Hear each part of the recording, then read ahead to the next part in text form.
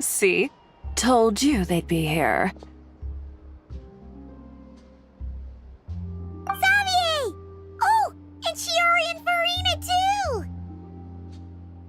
Ah, Hydro Archon above! If it isn't my darling camera operator and clapper loader! A very happy Fontinalia festival to you as well! I'm guessing you came back to celebrate with us? Yep. And help out too! Even though the last festival had some unexpected hiccups, making the film was still super fun. Since you're all here together like this, you must be planning on entering the competition, right? Of course! A celebration of the entertainment industry. No one who's anyone would choose to sit this one out. It only happens once a year, after all. Fontaine Fashion Week might be more my speed, but the film festival brings in a lot of orders and boosts brand recognition, so I wasn't going to miss out either. A few new awards have been added this year, too. Best Director, Best Costume Design, oh, and Best Camera Operation. Ooh, sounds like we've got work to do. Come on, tell us! What's Musketeer Pictures film gonna be about? Oh, about that. What's wrong, Xavier? What's with that look? Oh, man, you weren't scammed by some shady investor again, were you? No, even I'm not naive enough to fall for something like that again. Besides, thanks to the fine people here, Musketeer Pictures has more than enough funds to shoot without investors. And yet problems persist. Huh? What do you mean? Well, we were planning to replicate our past success and shoot a film based on a popular novel. But as we were holding auditions for the female lead earlier today, a striking young mademoiselle wandered in by accident. Her disposition was simply ethereal, the look in her eyes somewhat melancholic. Oh, I wish you could have been there. The awe I felt can scarcely be put to words. You had to be there, friend. No matter where she stood, it was as if her surroundings, even the air itself, turned into the perfect shot. Guess you found your lead actress, then? No, quite the opposite. My script is entirely unworthy of her.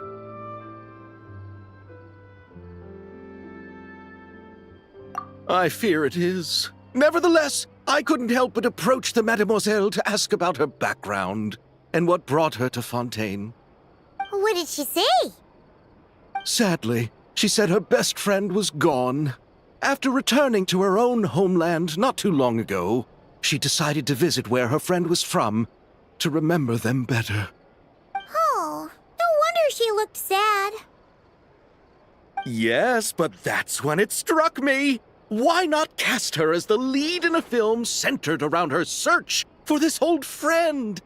Huh? You're gonna rewrite the whole script? But is there even enough time? Isn't the prep work super complicated? We might not finish. Think about the difficulties we faced with the two Musketeers. We had to start from scratch back then, too. I'd say we're ahead of the game this time. Guess so, but... Don't worry, Paimon. Shiori and I have evaluated the proposal, and we support Xavier's decision. I won't really need to start on the costumes until the cast is finalized, so it's not too much extra work for me. Oh, fair mademoiselles. How can I ever thank you? Finishing the script would be a start. You know, compared to a commercial popcorn flick, I do prefer the idea of shooting a more artistic film. One that leaves a profound and lingering impact in the hearts of the audience. I agree. True trendsetters are the people who dare to go against the grain. Well, leave it to Director Farina to have a vision. Honestly, though, the artistic passion of everyone at Musketeer Pictures is inspiring. Anyway, Now that we've heard so much about this lead actress, Paimon's gotta know who it is!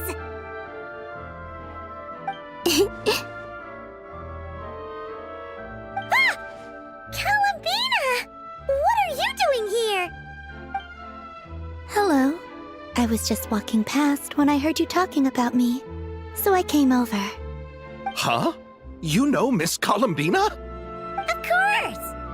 Wait a second. Does this mean Columbina is the actress who inspired the whole rewrite?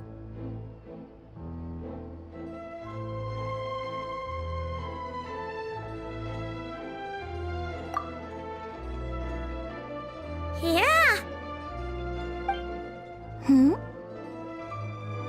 Wait, so did you make the trip by yourself, Columbina? Yes. I mentioned how I wanted to visit other nations once things settled down in Notcry, remember? So I went to the curatorium to ask Never for advice. She told me about the film festival in Fontaine and said it might be fun to visit. I spoke to Lauma before I left too, and she thought it was a great idea to get out for a bit. It's just, I received quite different travel advice from the two of them. Oh? How so? Well, Lauma told me to go out and experience new things and make new friends. What a wonderful suggestion. That's how a trip should be. What about Nefer? She said, don't trust anyone and don't talk to strangers. Yep, that sounds like her.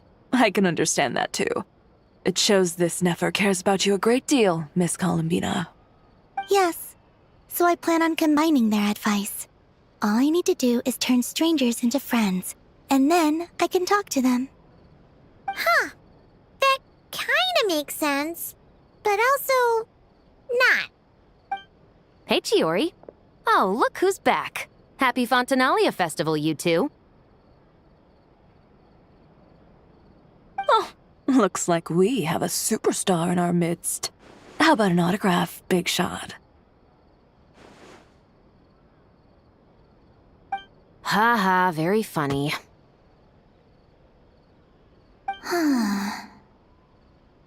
All settled then? Yep, the Duke gave his blessing, and I cleared it with the Udex. During the festival, inmates with good behavior will get a chance to spend some time on the outside. Under the stringent supervision of the Special Patrol, of course. Risley! It's been a while! Happy Fontinalia Festival! Does that mean Veronique and her brother will be at the festival? During a specific window of time, sure. Doesn't hurt to give the inmates something to look forward to. A little sun'll do them some good, I think. This is a friend from your travels, I'm guessing. Thought I heard something along those lines? Right! We should make some introductions, huh? Chevros, Risley, this is Columbina, a friend we met in Notcry. Welcome to Fontaine, Miss Columbina. I bet the weather's been quite an adjustment. Yeah.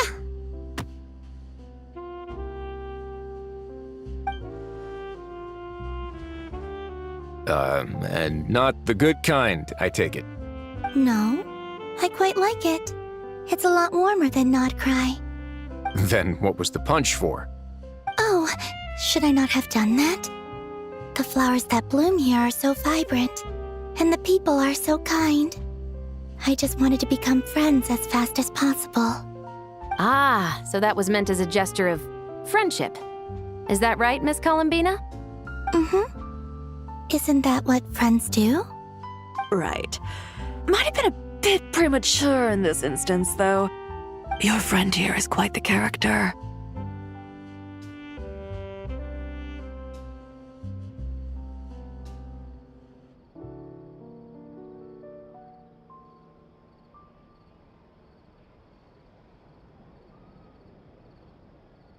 Good thing we said something. You weren't seriously gonna go around punching every single person in Fontaine, were you? No, just the ones I wanted to be friends with. That's not... What Paimon's trying to say is, maybe keep the punches to a minimum until after you're friends with someone. If you say so. You're quite the character, Miss Columbina. So, are we friends? Of course. Any friend of the Traveler is a friend of mine. Yeah. Oof.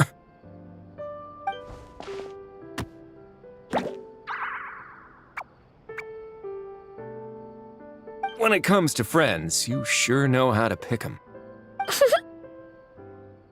So Miss Columbina is the lead actress I've been hearing so much about. The whole thing about her aura is starting to make more sense.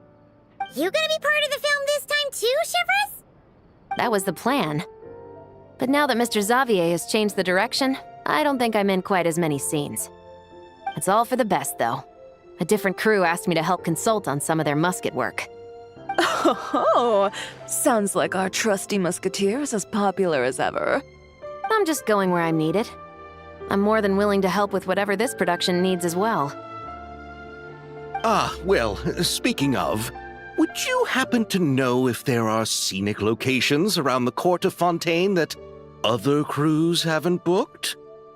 The festival's pretty popular this year, so there's not a lot left. You might just have to talk it over with the other productions and see if they'll let you squeeze in here and there. I see. Having trouble finding a filming location? Yes, we made a last-minute decision to go down a different route, so the indoor locations we reserved are no longer a good fit. And it looks like all of the best outdoor spots have been taken. You know, I might know a place. Good views, good atmosphere, and no production team has snatched it up. That sounds perfect! Where is it? You want me to reveal it just like that? Come on, let it be a surprise. As much as that sounds riveting, I think we should divide and conquer. You go do that, and Director Farina and I will take Miss Columbina around the city to discuss lighting and styling. Is that all right with you, Miss Columbina? Traveler?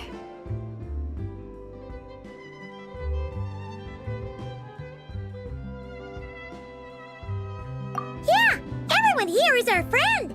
So don't worry about a thing and just focus on enjoying your trip.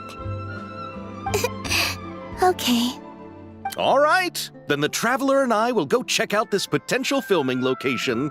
It might even give me some inspiration for the new script. I'll leave this to the Duke then. Until later, everyone. Maybe we'll run into each other on set. Okay then. Lead the way, Risley. Paimon's not built for suspense. Let's get this show on the road. Who said anything about roads? Huh?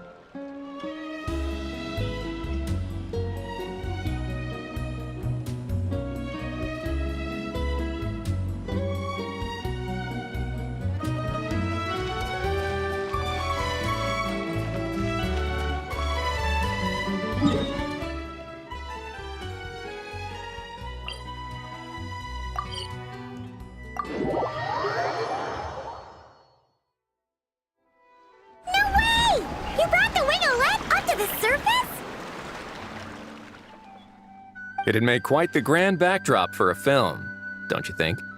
Paimon's more focused on the fact that this thing is supposed to be underwater, inside the fortress of Meripede. True. And keeping up with the maintenance on a vessel this big is a lot of work. It takes a crazy amount of manpower just to keep it up and running. Oh, Paimon kind of thought it just sat there until you needed it. I wish it were that simple. The truth is the maintenance costs on this thing are substantial, so we decided to rent it out during the festival to earn some extra mora. Besides, the inmates are the ones who keep it in good shape. Seeing the fruits of their labor put to use is a good form of social rehabilitation for them.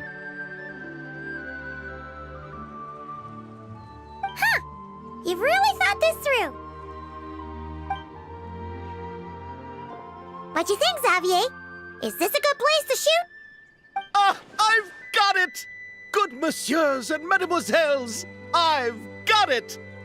Gonna take that as a yes. The beginning is the hardest part, and the opening of this film has been eluding me, but now I know just how it should start. Glad to hear it. Thanks for bringing us here, Risley. Don't thank me just yet. This isn't quite a done deal. Huh? Not a done deal as in someone already rented it out? You said no other production teams had snatched it up. This person isn't affiliated with a production team. The rental fee was high enough to scare off plenty of other film crews, but she didn't blink. Made quite the generous offer, and didn't even attempt to haggle. Do you know what she plans to use it for? I'd like to at least have a rough idea before going in to negotiate. I didn't ask for the details, but I did see what looked like a fishing permit and a business license on her desk. My guess is she's planning on using it for some kind of restaurant or aquarium. A floating restaurant is sure to attract people, but an aquarium sounds cool too. The views from the ship make it a great spot for a date. The winglet might not be under my command right now, but it's always nice to see her admired. A film is sure to drum up some good publicity as well. I do hope we can work something out with the current captain. Well, guess we should head over and talk things out then. Best of luck.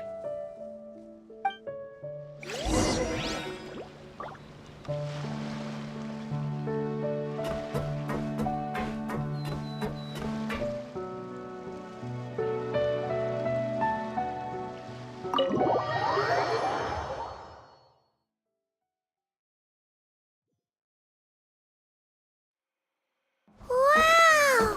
The winglet seems even bigger up close. The rooms are so spacious. Wonder who rented it out. Hello? Anyone there?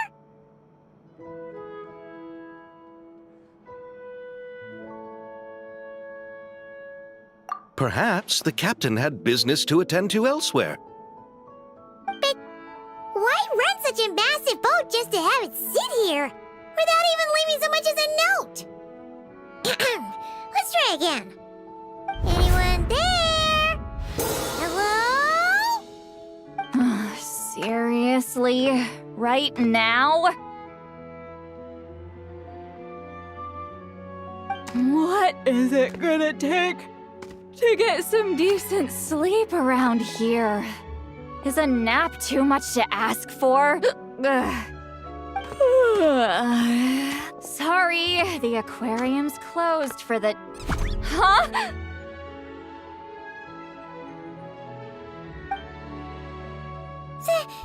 See Lolly?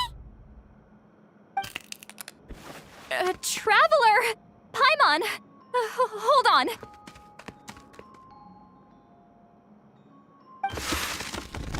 This is just great!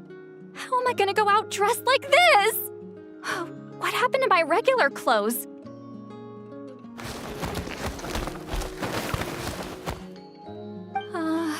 The wash! I put them in the wash after I drank too much and fell into the fountain. Oh, this can't be happening! Am I seriously gonna go out like this? Think we might have caught her at a bad time? Lolly! I don't want to hear it. Hear what? A single word about what I'm wearing. No comments, none. Is that clear? Oh, yep. Crystal! Huh? You think so? No, wait, I told you not to say anything! What was... Her thoughts. I heard her thoughts. How could I forget about that? This is so embarrassing. I seemed a little too pleased to get that compliment, didn't I? Wait, the mind reading went both ways. Does that mean the traveler's hearing all this too? You clearly did! Huh? What did we do? Paimon's not following. Nothing. It's nothing. Let's just move on. Did you need something? You're not here alone, I see.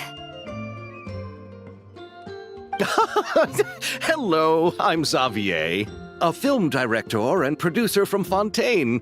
I meant to introduce myself sooner, I just didn't want to, interrupt. No wonder we ran into each other in Fontaine of all places. You must also be in town for the festival then. That's right! We're helping Xavier with his film. In fact, we were hoping to shoot some scenes on this boat. You're the one who rented it out, right, Seed Lolly? Me? Rent a boat? I wish I had that kind of spare cash floating around. Not to mention the spare time. Don't get the wrong idea, though. I'm not here to sail off into the sunset and live out some cushy retirement life, okay? I'm not that old. Then why you dress like... how did you end up staying aboard the Wingolette? Well, I heard one of my favorite light novels was getting turned into a film, so I came to Fontaine to catch the premiere. Originally, I booked a room near the Opera Epicles, but I'm quite particular about where I sleep these days. I think it's an age thing. And that bed? I just couldn't sleep in it. I tried to find a different hotel, but with the festival, everything was completely booked. Just as I was worried I'd have to sleep under a bridge or something, I happened to spot a help wanted sign on the side of the road. Oh, so you're here to take care of the boat? No, I was hired to man the front desk. The pay is a bit low, but food and drinks are covered. And it includes room and board during the festival. Plus, the job is simple. So I thought I'd give it a shot. Wow! They actually thought you'd be a good fit, huh? What? You don't think I'm cut out for it? All I have to do is tell people the aquarium isn't open yet. Other than that, I'm free to do whatever I want. It's a pretty sweet gig. That's all? Yeah, I was also kinda shocked. But it's not a lie. Head downstairs and see for yourselves. There's nothing but empty tanks. Not a marine animal in sight. Did your boss mention anything about being open to film crews using this space? Our production was hoping to film on the deck for a few scenes. No. That never came up. You could just ask her. Oh, she's around? What kind of person is she? We should know what we're heading into. She's nice enough, I suppose. Pretty reasonable, too. Even offered for me to move to a bigger cabin if I was too cramped. Back at the Masters of the Night Wind, I'm used to being the one giving orders. But working under her doesn't feel like being bossed around. She seems to respect what I think. Well, she sounds like a great boss. She did tell me she'd rather not be disturbed, though. She's been working on an important project, so I'd keep it brief. Got it. Thanks for the heads up. All right, the captain's quarters are this way. I can take... Wait. But I'm wearing... Ugh, whatever. I doubt she'll care. Just follow me.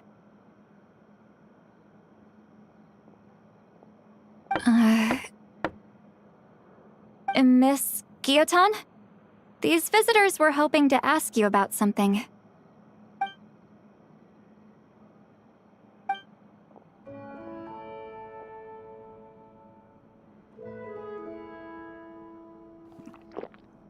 I thought I said to limit the interruptions. Just tell them the aquarium is still...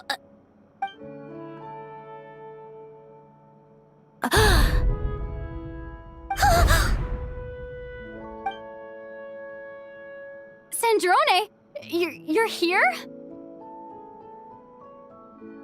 Huh? You know each other? Are you okay, Sandrone? You still remember us? Everyone was so upset after what happened. We all missed you so much.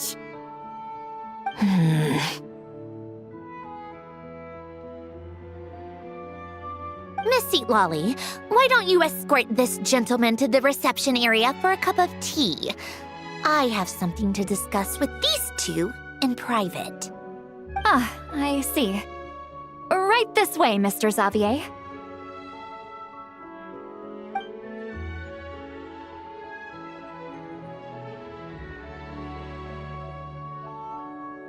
Sandrone? I really can't go anywhere without running into you two, can I? Are you okay? During the battle, your core, it was... Destroyed by that bastard Dottore. That's right. But as you can see, I'm fine now. No major issues. Or at least, there shouldn't be. Oh, what a relief! Why didn't you tell us sooner? Or come back to see your friends? Now that I have the chance, I just want to say... Thank you for saving me. Huh? Don't get the wrong idea. I only saved you so we could complete that formula and defeat Dottore once and for all. Even if he did crawl back from the grave to make us all miserable again. That doesn't matter. You're still a hero. All right. But it wasn't just me. All I did was lend my brilliant mind to the cause and take care of one part of the plan. Although, I'm not denying it would have fallen apart without me. You got that right. You're amazing. But how did you go from a... From a lifeless pile of scrap to looking like this? Well, my mom was trying to put it a bit more gently, but... yeah. Where do I even start?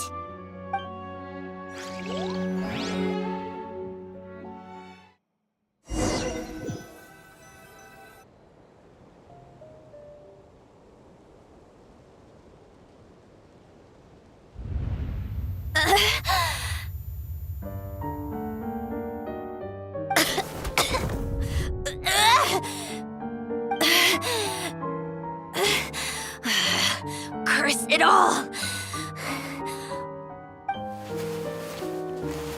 Where am I? Did we do it? How much time has passed? I'm not in one of that lunatic's experimental labs, am I?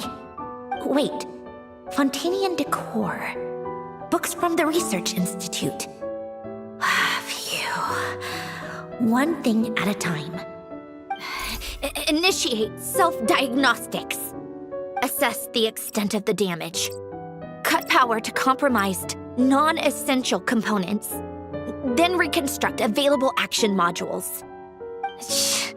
Severe damage to the core. Dottore, you bastard. Polonia?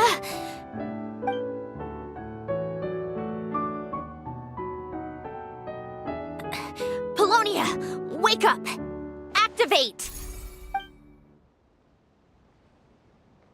You're in even worse shape than me. Internal gears and energy circuits are barely intact. Extreme damage to the core, just like me. Rebooting is off the table. Even if I could repair the damage, I don't know if... You used up all your critical energy in those final moments, didn't you? To protect the core of that guy in the hat, and the numerological array. Wait, the array. Yes! The prototype is still here.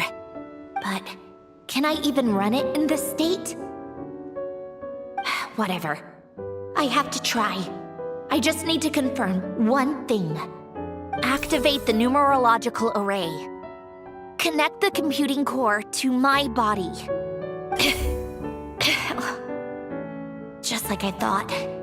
It needs too much computing power.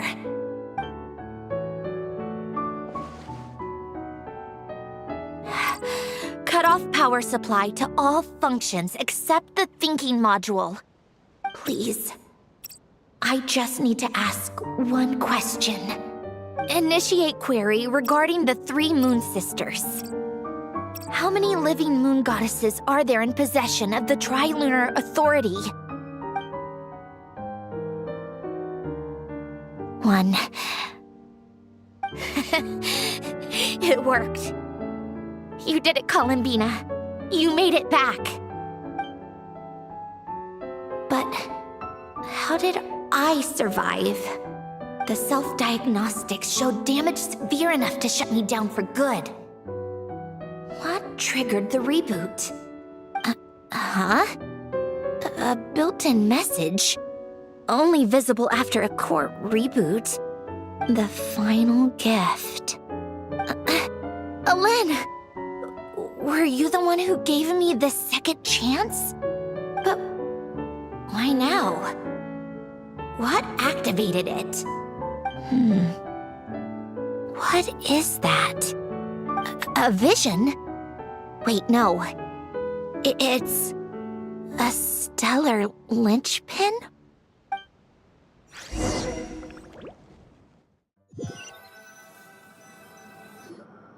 A stellar linchpin? What's that? You can think of it as a rare kind of vision. As for what causes one to manifest, well, that's still unknown. But in Snezhnaya, or in Afatui's research at least, it's believed to have some connection to the third descender. The third descender? We knew his remains were used to create the Gnosis, but this is the first we're hearing about a stellar linchpin. You knew about the remains?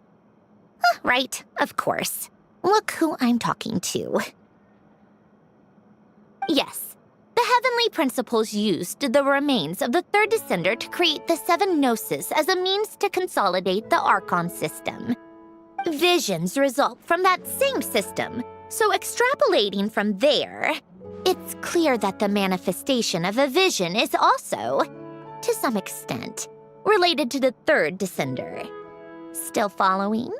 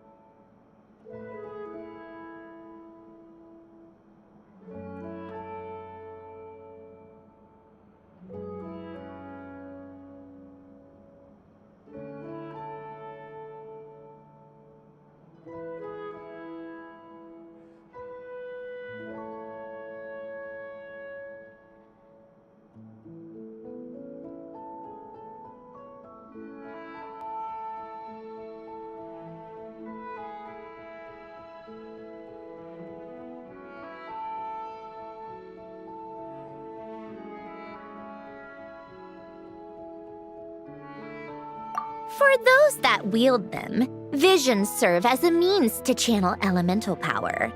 The same is true of stellar linchpins. The difference is that, when wielding elemental energy, stellar linchpin users often exhibit a unique kind of power that seems to come from beyond to that. It's believed that, when a stellar linchpin manifests, impurities from the remains of the third descender get fixed in place. Hence, the name. That's also believed to be the source of the strange power I just mentioned. We've heard that visions can appear when someone has a really strong wish or desire. Stellar linchpins sound kind of similar, so does that mean... Huh? Oh, don't look at me like that. I've never had any grand wishes or aspirations. Just a list of things that drive me up the wall. So if you're asking why this thing appeared, I have no clue. All I know is that without it, the gift Alen left me, this built-in second chance, never would have triggered. The damage to my core was too severe. But thanks to the stellar linchpin's manifestation, it did trigger. And after my core rebooted, I was able to repair the damage to my body. I also managed to import the numerological array, along with some of Polonia's surviving algorithms, into this form. Wait, does that mean Polonia is... Yes. Unfortunately, Polonia is... beyond repair. Oh, we're so sorry to hear that. But you also mentioned something about a final gift? Yes. Alen often spoke to me about wishes and desires when he was alive. I suppose he thought there might come a day when I wished for something, and was willing to sacrifice my own life to fulfill it. So he left me a chance to start over. No, never. Alen once said I was his proudest masterpiece. That might sound boastful coming from me, but it's also an undeniable fact. After Alen died, I started studying how Polonia and I worked. Polonia is essentially a computational machine, so it wasn't difficult to figure out the mechanical principles there. But when it came to my own structure, that's when Alen, the Lord Artificer's true greatness, struck me once again. I attempted to imitate it when I created Catherine, but in the end, she turned out to be nothing more than a superficial replica. What? But his creation skill, Catherine, is super impressive. We were shocked when we first found out she was a puppet. No, she's nothing compared to what Alen was able to create. Some of the mechanical principles of my own core are still a complete mystery to me. Keeping that gift hidden wasn't even a challenge for him. Just a shame I had to waste it on fighting Dottore. I just couldn't stand the thought of him coming out on top. If you put it that way, the world owes me a whole lot then, doesn't it? Wait, but all this still doesn't explain what you're doing here. Risley said you rented the ship and even had some kind of fishing permit? That's because I'm trying to go back to the place Alen and I lived when he was alive. My former home, I suppose you could say. The second chance wasn't the only part of the gift. According to the message, Alen left me a few other things that are stored in the house we shared together. I'm hoping that whatever he left me can help fix certain anomalies in my rebooted core, and help me understand why I received a stellar linchpin in the first place. Okay, so go back then. What does that have to do with fishing? And to think I'm talking to the saviors of Fontaine. Did you forget that the water levels have been rising for centuries? I can't just go back to the place I used to live because now it's underwater. Oh, right. With the rising water levels and changes in terrain, it's not just a matter of finding where it is, but also clearing away any sediment or debris. But Fontaine law prohibits unauthorized individuals and organizations from excavating underwater ruins. A Melazine caught me the minute I even made an attempt. Why not apply for authorization then? And face the endless slog of Fontainian bureaucracy. No thanks. Besides, I'm a Fatui harbinger. The diplomatic implications alone would be enough to give the gestionnaires at the Palais Mermonia a headache. A fishing permit, on the other hand, isn't difficult to obtain at all. Minimal paperwork required, and under the name Guillotin, the application was a cinch. So you're exploiting a legal loophole? Am I? That underwater home belongs to me. If I happen to chance upon it while doing some fishing, what's the issue with that? Of course, I do have to catch some fish to put in the aquarium, just in case the gestionnaires come to check up on things. That's also the reason I hired someone to man the front desk. Huh? But isn't that kind of a waste? He went to all the trouble of getting a business license and rented out this giant ship. Just for show? If you want to run an aquarium that bad, be my guest. Use the facilities however you want. I'm certainly not going to stop you. All I want is to go back home and see what other gifts Alain wanted me to inherit. Hold on. Enough about me. What are you two even doing here?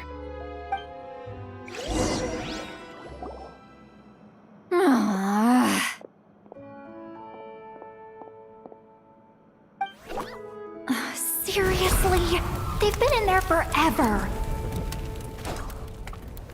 The reaction when they saw each other was strange, to say the least. They're lucky I was nice enough to leave the room and give them some space. Back in the Masters of the Nightwind, I'm the one who gets to kick people out. I just want to know what they're talking about. Should I cast a little eavesdropping spell? Oh, no, what am I thinking? I'm Granny Eastley, the great shaman of the Masters of the Nightwind. I can't do something like that. This is just ridiculous. Making me wait out here for so long? Where's their respect for their elders? Ah, here they are. Were you back there arguing or something? What took you so long? The two of you are already acquainted with Miss Guillotin, then? Oh, yep. But don't worry, we got everything sorted. Sandrone agreed to let us shoot on the ship, but it has to be when she's not here. When she's not here? That's right. You'll excuse me if I didn't exactly ask for this little reunion. I wasn't planning on seeing anyone. Like I said, my core is severely damaged. Even with the gift, there are anomalies that are making things unstable. I don't even know if I can continue to function without issues. So the priority is to fix these anomalies and get answers to my own questions. Then, I can see the people that need seeing. Anyway, just let Sandrone know when you plan to film Xavier, and she'll, steer clear. I do hope I'm not causing Miss Guillotin too much trouble. No! She just wants to keep a low profile for her own, complicated reasons. She doesn't want anyone else to know she's here. Understood. I'll be sure to keep that in mind. Oh, and see Lale? Huh?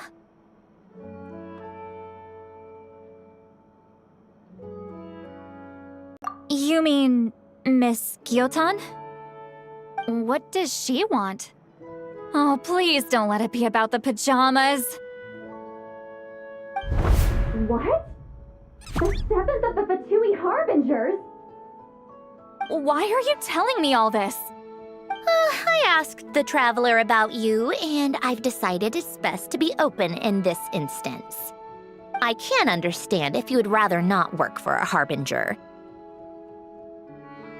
Regardless, the room on the ship is yours to keep.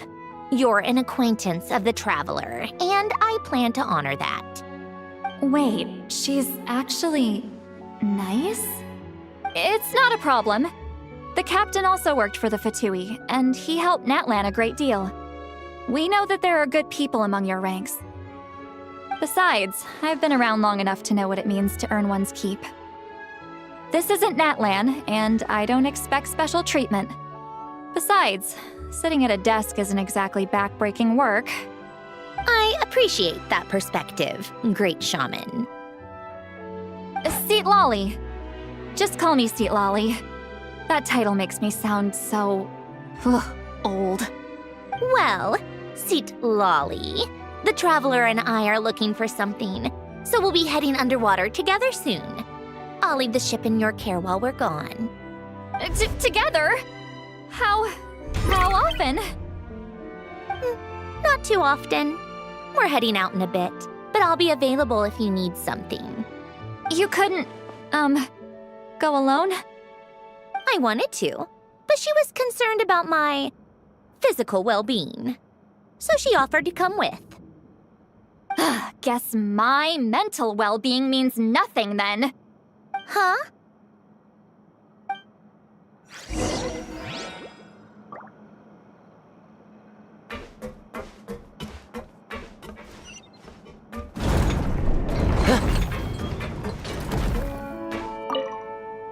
All right.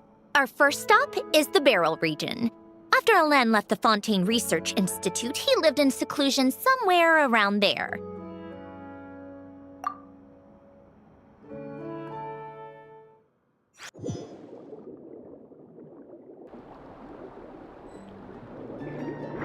Huh. This place has changed a lot. Guess I really have been gone for a long time. Let's look around and see what we can learn. Oh, and don't forget to catch a few to take back. We need to keep up appearances, remember?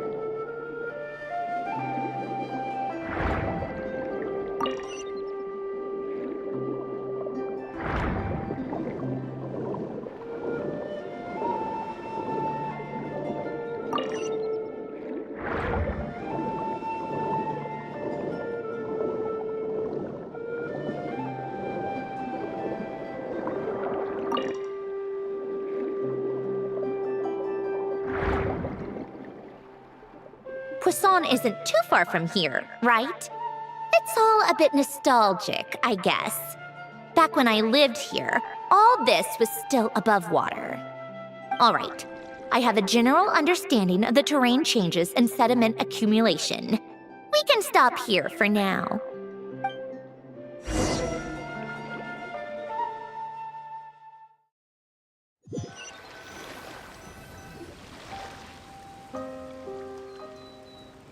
That went smoother than expected. I appreciate the help. No problem. You doing okay though, Syndrome?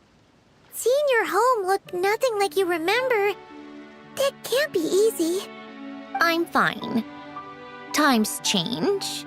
People change. That's the one thing you can actually count on. I made peace with that a long time ago.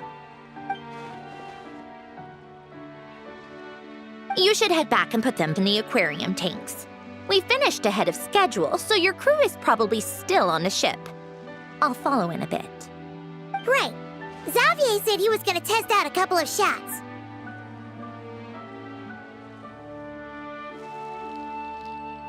I'm sure.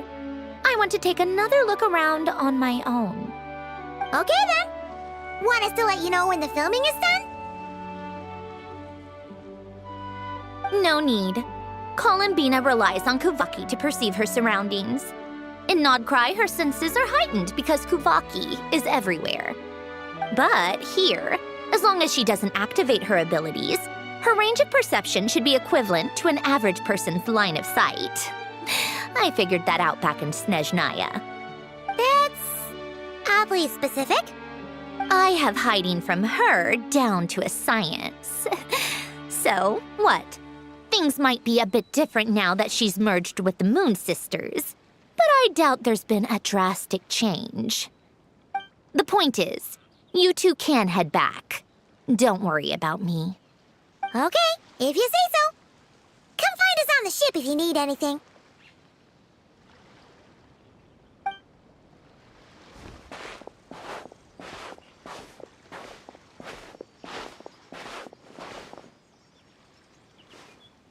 What did you leave for me, Ellen? Did you know I would come back? Or did you make it so I would have to?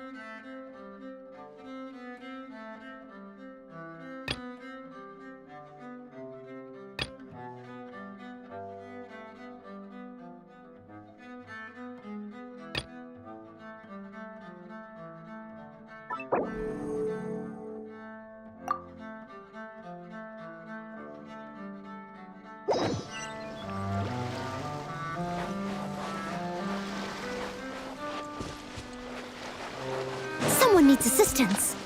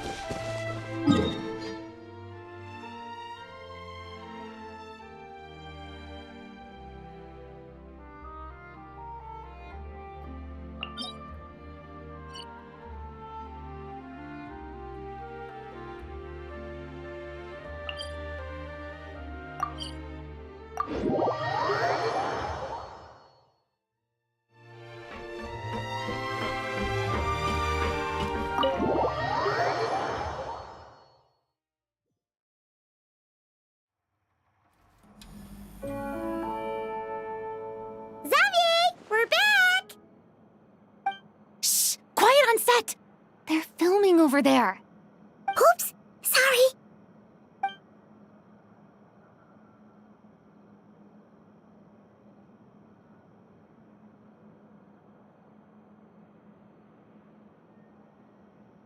What's your take, Detective? Bullet wound to the chest. Gunpowder residue on the clothes. The victim must have been shot at close range. You think it was someone they knew? Yes. It's possible the suspect arranged for them to meet at this very spot.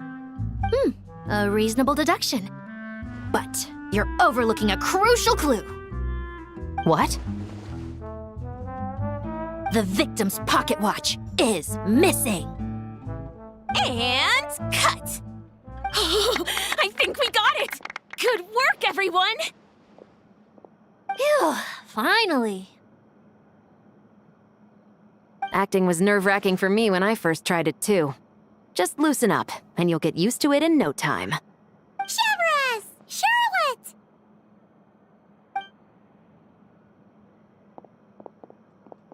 Oh, hello there, you two. You're filming here too? Oh, so Charlotte's crew must have been the one that asked you to help out, huh, Severus? Yep, they heard about a potential filming location and wanted to come check it out. But when we got here, your crew had already beaten us to it. Luckily, Xavier and our director, Lapine Pauline, go way back. In the end, we agreed to just share each other's filming locations. Considering all the last-minute changes, that's just what Musketeer Pictures needed. For sure! Based off the scene just now, you must be the star of the film, Charlotte! You bet! This detective costume really suits me, don't you think? Oh, for sure. You're already right at home lurking in the shadows taking pictures of this and that. Add a notepad and you're practically method. Thanks, Miss Chiori. I appreciate the compliment. That didn't sound much like a compliment to Paimon. So this is a film set? It looks like a very happy place. This must all be quite new to you, Miss Columbina. Yes. I watched a few films with a friend once, but she thought there was no point if I wouldn't open my eyes. So she stopped inviting me. Looks like I missed out on a lot. True, but being an actor seems like a tough job. Huh? Most people would swap lives with an actor in a heartbeat. The lifestyle is so glamorous, and the pay is more than generous. But they have to act out lives that aren't their own, with the whole world watching on in judgment. If they don't do it justice, it must feel like they're letting people down. That's exactly how it feels. This young lady has quite the unique perspective. Well, that's true. But these actors are here because they want to be and they think it's fun. Most of them, at least. Not to mention, the film we're shooting is based entirely on you, Miss Columbina. You just need to be true to yourself. I don't have to pretend to be someone I'm not? Not at all. Authenticity is what we're after. For example, this first scene opens with you on the boat, sailing to your friend's homeland. You just need to think about that moment in the story and picture how you would feel. Oh, okay. We're all here? Wonderful! Let's head to the deck and get shooting. Oh, and this is for you, dear Paimon, your clapperboard. Whoa! Is this the same one Paimon used for the Two Musketeers? The very same. I saved it just for you. Thanks, Xavier! Feels like being reunited with an old friend.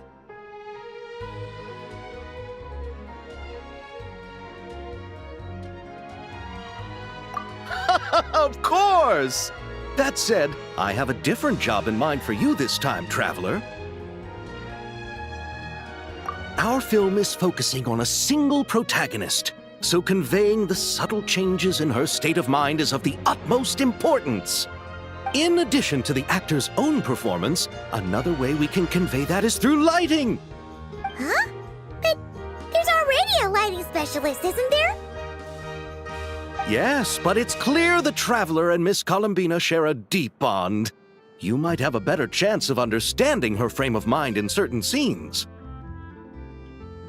Oh, that makes sense. So, what do you say? Willing to take on the role of lighting specialist?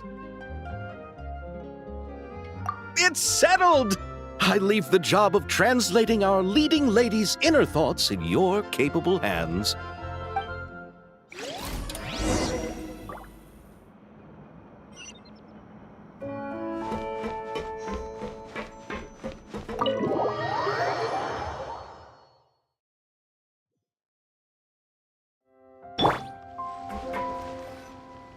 All right, without any further ado, it's time for production on our film, A Homecoming, to officially begin! Turning it over to you once again, Director Farina. All right. Positions, everyone. Camera operator, clapper loader, get set up. Let me know when lighting is good to go.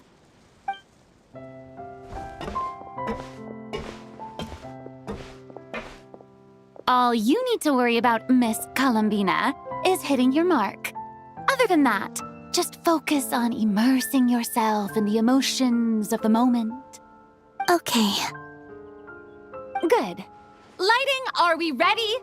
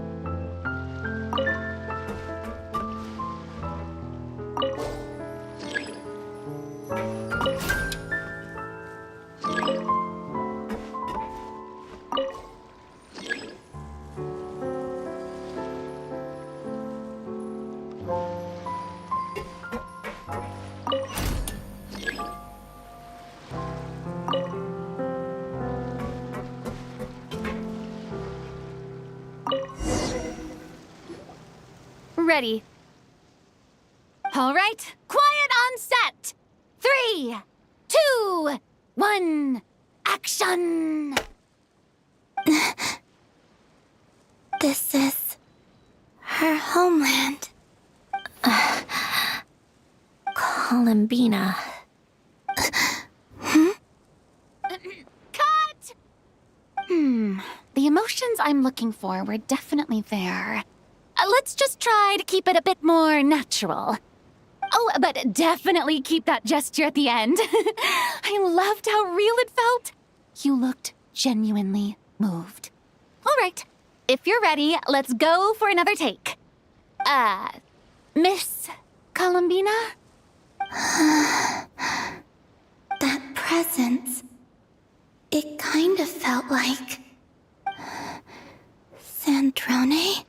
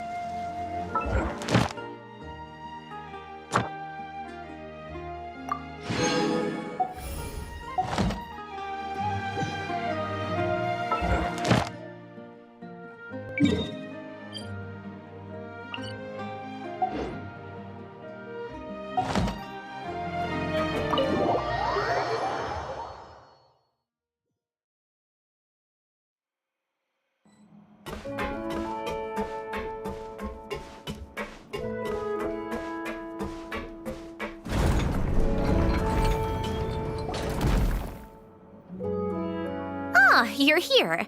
We should get going then. Xavier and the others should be filming soon. How's it going? Have you managed to figure out the location of your home yet?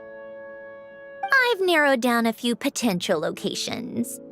We just need to take a sample from each one.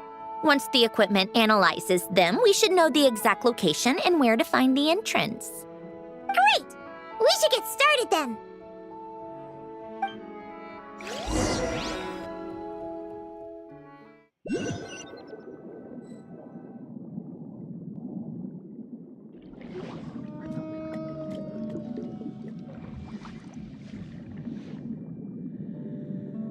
All right, let's get a move on. That should do it. Let's head back. The filming should be just about done. We made good time. We might even know the location by the end of the day. You sound pretty happy about that. Do I? I suppose I've just had enough of these anomalies I've been dealing with. The sooner I can fix them, the better. Anyway, enough chit-chat. We have work to do. Oh, but let's head in through the side door. I don't want to run into the crew on the deck.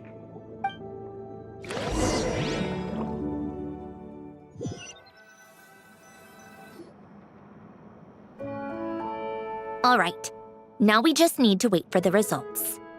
Since we have some time to kill, I suppose I might as well see how this aquarium of yours is coming along. You seemed quite enthusiastic about it, after all. It's really coming together.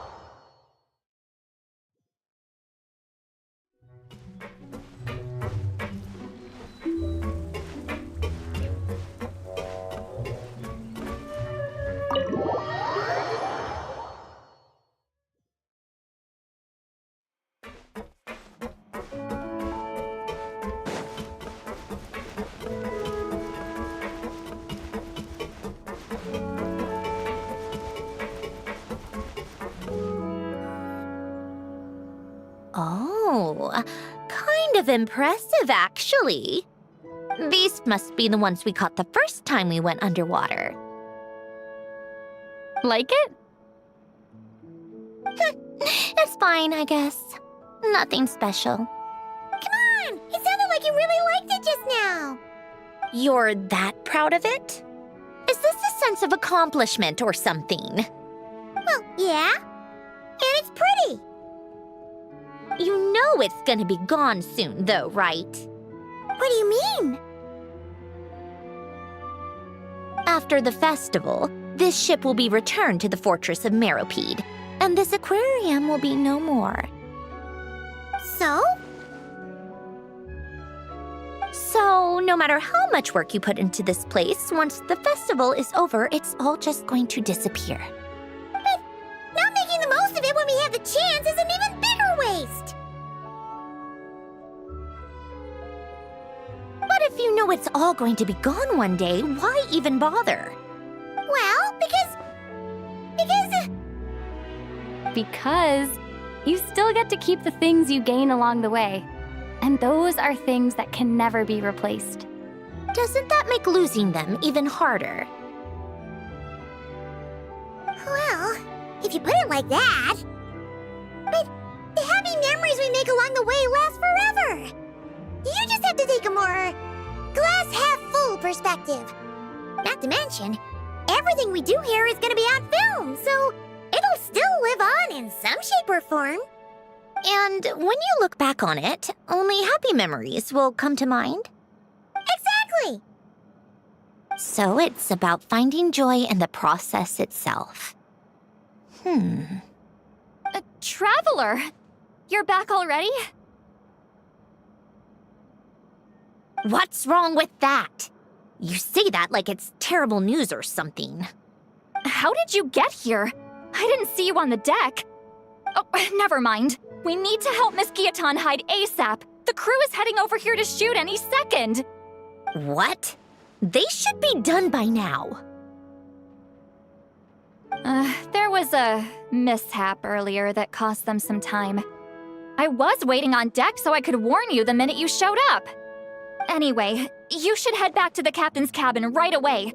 They're gonna be here any minute now. Ugh, finally! That's a wrap for the scenes on the deck. Wouldn't have taken half as long if the wind hadn't snapped our equipment in two. Uh-oh! Too late! Change of plans then.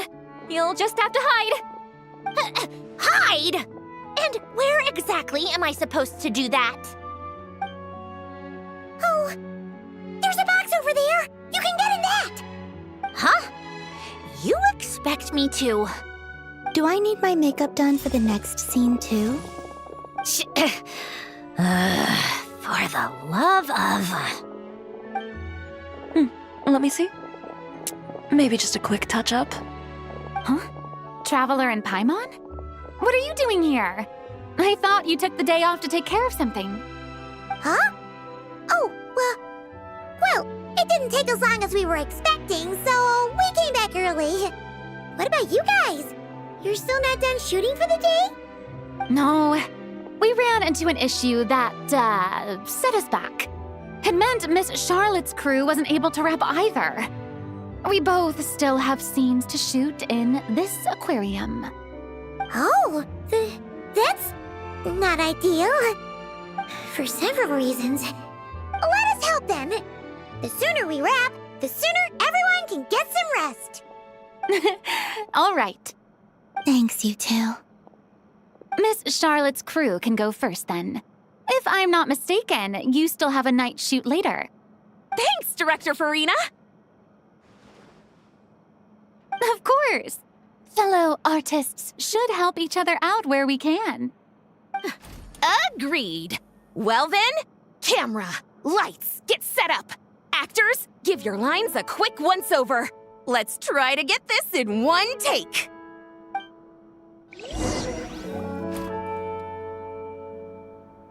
All right, places, everyone! And 3, 2, 1, action!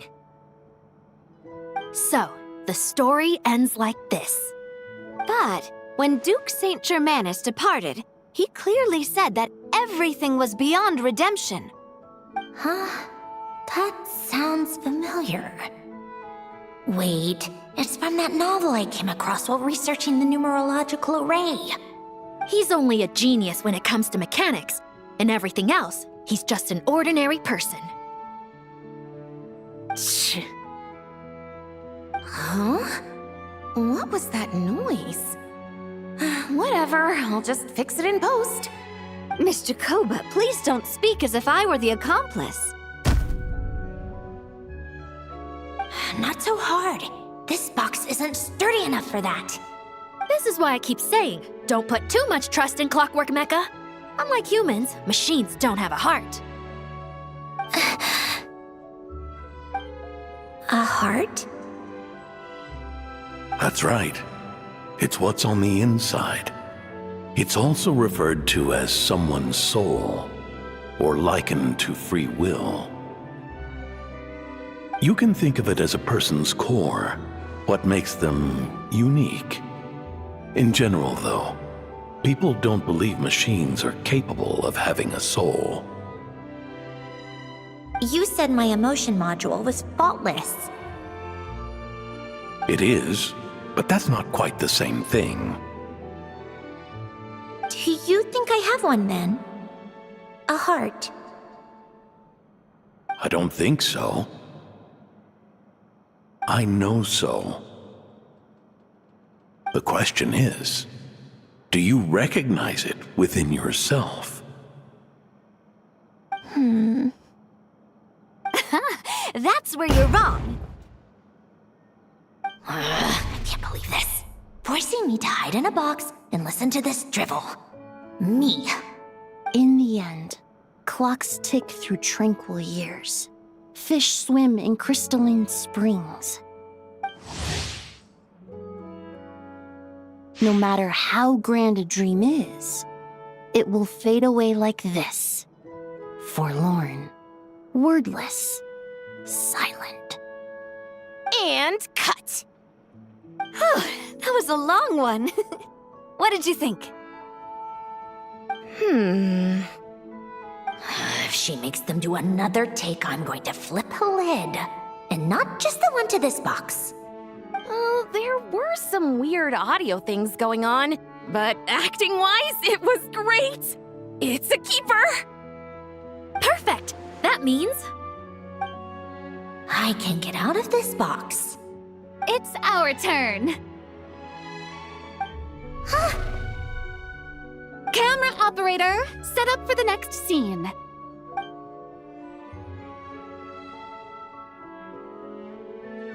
In this one, our protagonist peruses an aquarium in a foreign land and gets swept up in memories of her friend. So, in terms of lighting, that's the vibe we're going for. Got that? Shoot. Paimon thought there'd be a break and Zandroni could slip away. What are we gonna do now?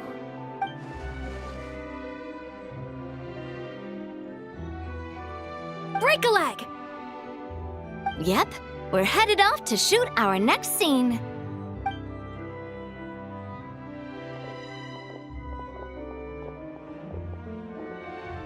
All right, quiet on set. We're about to start rolling. Ready, Miss Columbina? Miss Columbina? I think she would like this. Quick, we should roll on this. It doesn't forage with the others, or prey upon its smaller kin.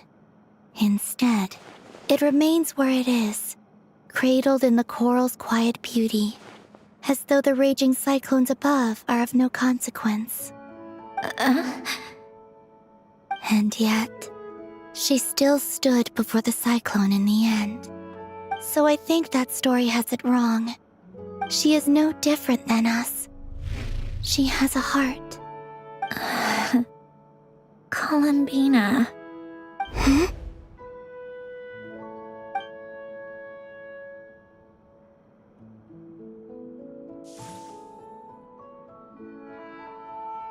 Uh-oh, is she onto us?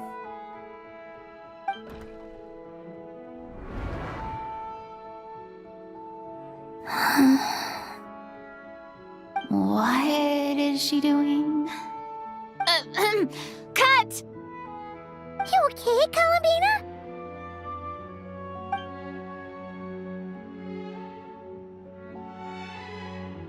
Hmm?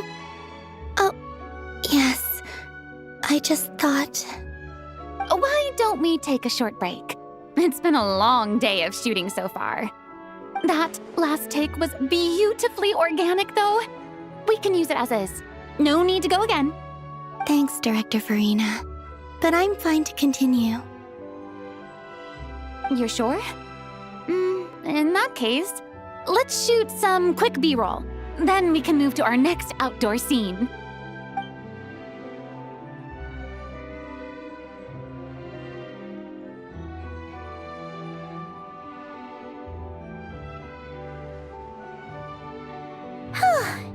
We're in the clear this time.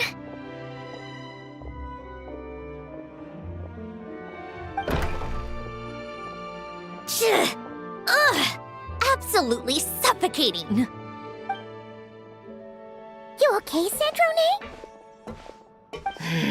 Right as rain.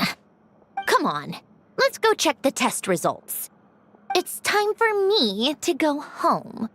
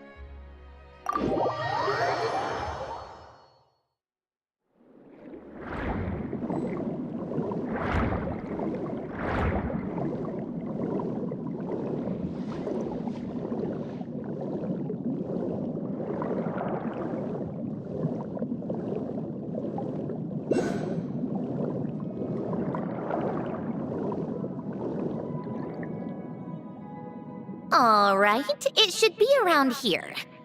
Give me some space. I'll activate the water insulating mechanism.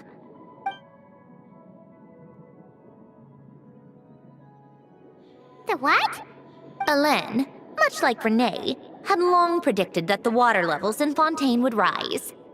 Thanks to his expertise in mechanics, he was able to implement a few simple measures to protect our home from flooding. I told him there was no need, that I would just move when the water rose too high. But it would seem he knew a day like this would come.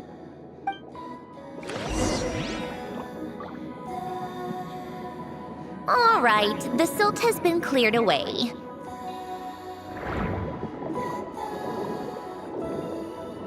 Go activate the mechanism for the first sluice gate. That will fill the empty middle chamber with water.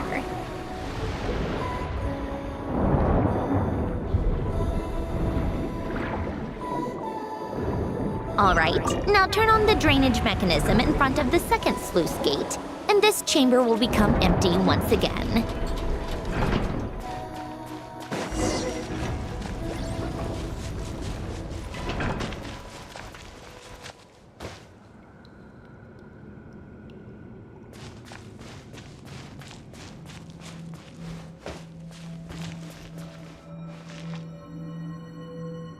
So, this is where you used to live?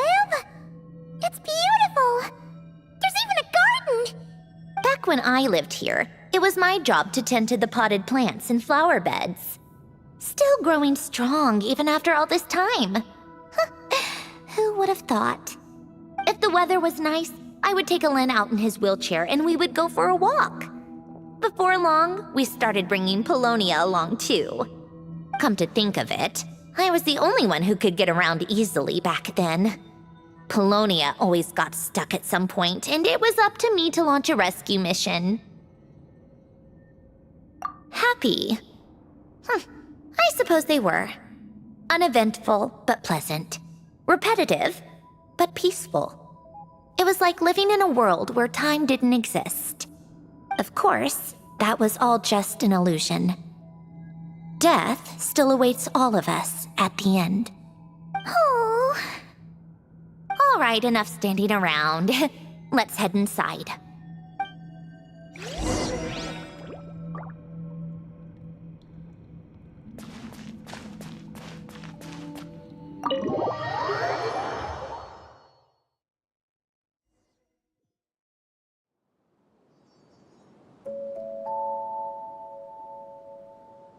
Yep, this place is exactly how I left it.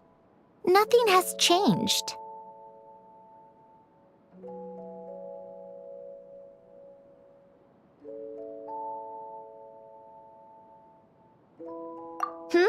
What is it? Huh? How did you get... Oh, Arlecchino gave it to you, didn't she? And you... read the whole thing. Just so you know, a lot of that was written a long time ago. At that very desk, to be exact. Anyway, since you've already read it, you should just hold on to it. I can always start a new one. Well, feel free to look around. I'm going to start looking for the gift Alain mentioned. Oh, but be careful with the stuff around here. I'm not saying you can't touch anything. Just try not to choke on the dust. Polonia.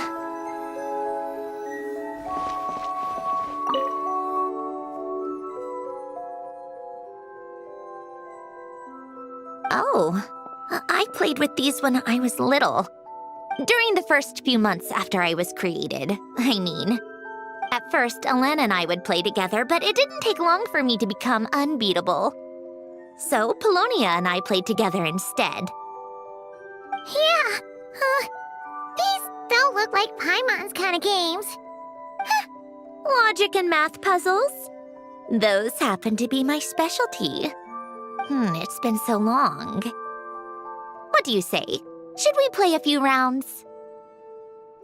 Let's go with this one. The gears on the left are stacked from largest to smallest. The goal is to move them to the other side in the fewest number of moves. Just remember, you can't stack a bigger gear on top of a smaller one.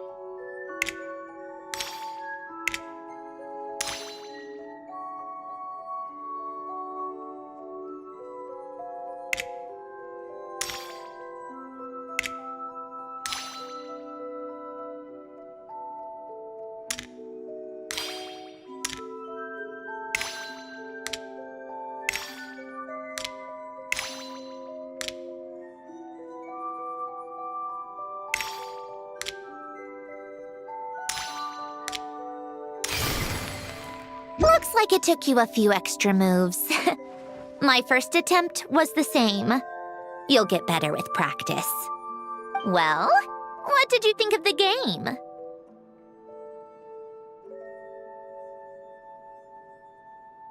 You showed quite a bit of promise, too. We should do this again sometime. There are other puzzles we could try.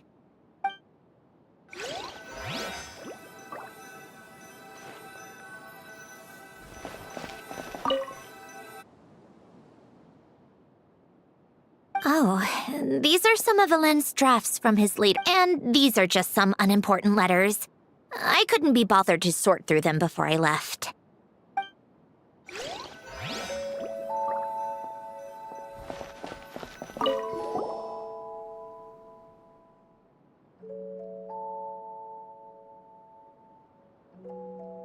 Wait, the people in this picture look kind of familiar. Oh, this was taken when Alen and Renee were both still at the Fontaine Research Institute, before their falling out.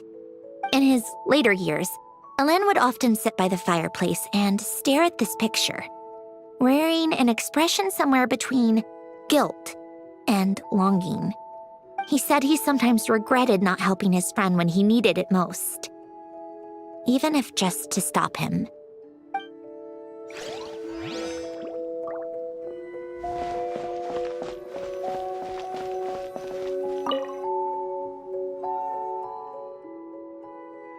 This was Alen's workbench. Later on, of course, it became mine. It's where both Polonia and I were brought to life. Before Alen was bedbound, this is where he would teach me about mechanics. I would sit and listen, chiming in with questions here and there. Later on, when he got too sick, I took over and would work on Polonia here. Wow! This house is filled with so many memories! It's so cozy and charming! You should have seen it in its prime, when people actually lived here. A lit fireplace, a steaming cup of coffee. That's the real deal. You know, we also used to have a mechanical piano that Alen built. Oh, how chic! Alen never played it much. He probably wasn't able to at that point. But I managed to teach myself. Music theory is essentially math, after all. Once you learn the patterns, it's not really that difficult. I loved perusing Alen's collection of classical music. The chords and harmonies felt like individual mathematical puzzles. It was fascinating, so I did some composing as well. But as Alen continued to deteriorate, even the sound of music began to grate on his nerves. So I got rid of the piano. Aww. Back then, I assumed a piano was like an ordinary clothing rack, commonplace in every home and easily replaceable. It was only after I left that I realized how hard a good piano is to find. Enough about that. Alen's gift should be just in here. The only things undisturbed before I left were a few of his personal belongings.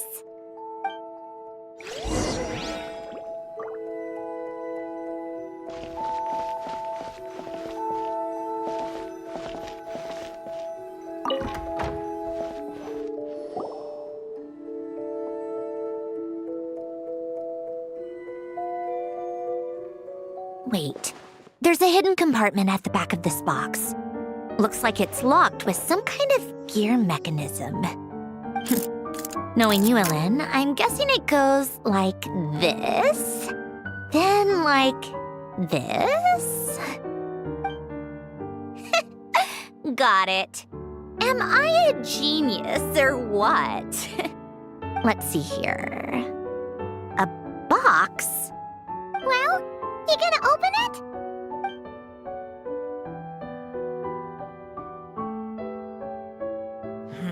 It's heavier than I was expecting.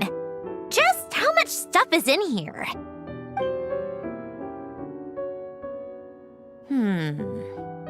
A letter? And a bunch of junk underneath it. None of it seems that important. Wait a second. This should be it. A cube? It's a multidimensional algorithmic core. Alen would use it to store information. Only Polonia and I have access. All right, I'll start looking into the core and the letter. Feel free to go through the rest of this stuff and see if there's anything useful.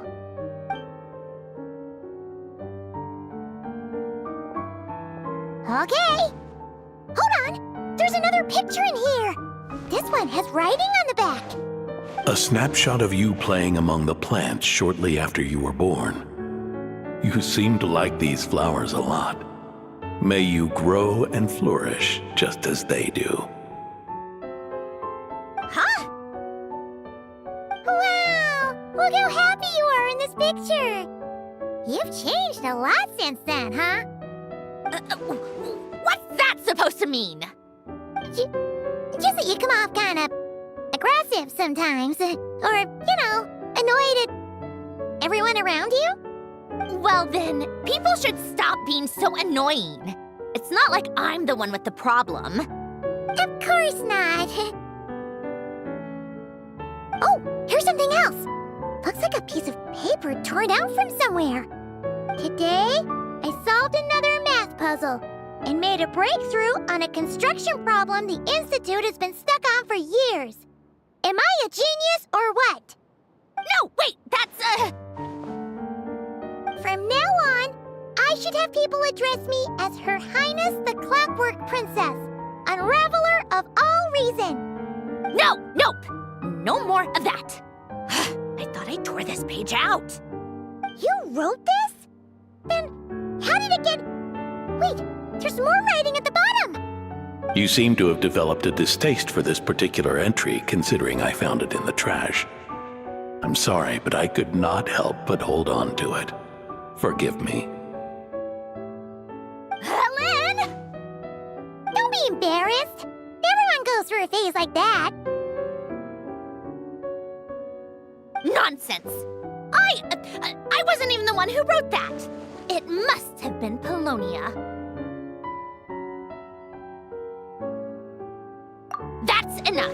I told you it was Polonia. You know what? We're done with this. No more rifling around in the box. Just put it down and let me read the letter. To my little clockwork princess. Not another word. Got that? If you're reading this, You've most likely received the gift I left for you. I just hope you didn't stumble across all this while cleaning out my effects or something trivial like that. I once asked if there was something you wished for. Do you remember that? I wonder if time has changed your answer. Regardless, I have another gift. A formula that will allow you to come face to face with the anomaly inside of you. If you even still call her that. Why this gift? To understand that, allow me to wax poetic on the soul once again. I would ask you to stick with me until the end, but I know you will. You always have. I believe a person should be born twice over in their lifetime. First, there's the birth that grants us life. Then, the birth of the soul. It's a matter of transforming the life bestowed upon us into the life we choose for ourselves. And to do that, we must look inward. We must make a conscious choice to define the meaning of our life instead of allowing the happenstance of our existence to pass us by. This is the process of recognizing the soul that lives within us. You are my proudest masterpiece.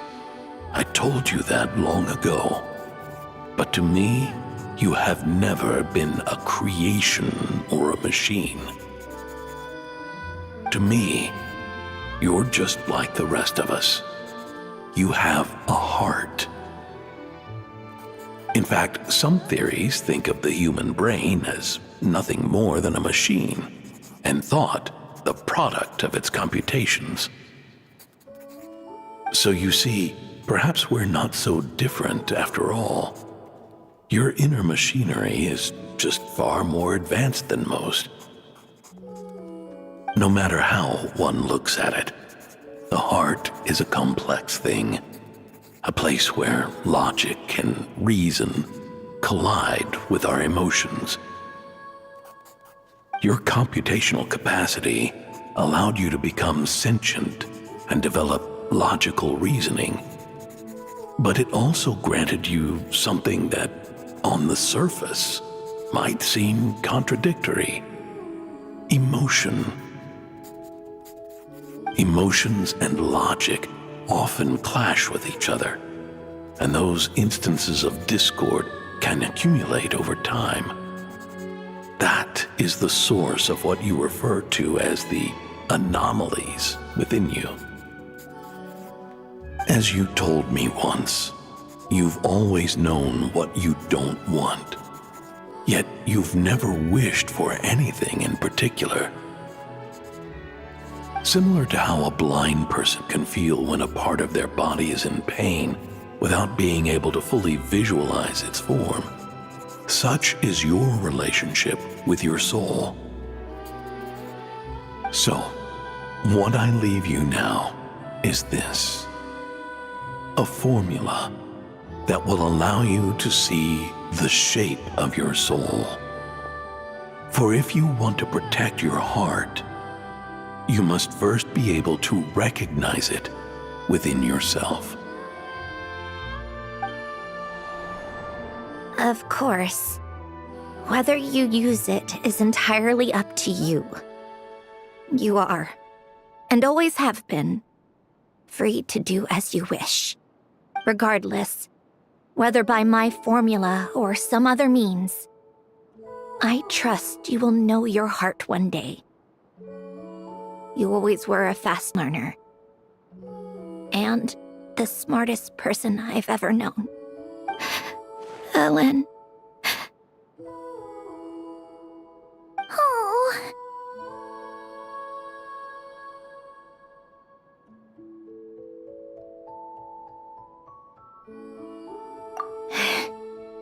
I'm fine. I've already figured out how this formula works. Let's get out of here and then we can use it. You made up your mind already? You're gonna do it? Why wouldn't I? Resolving the anomalies within my core is the reason I came here in the first place. No, I can do this on my own. But, do you want to watch? What do you mean?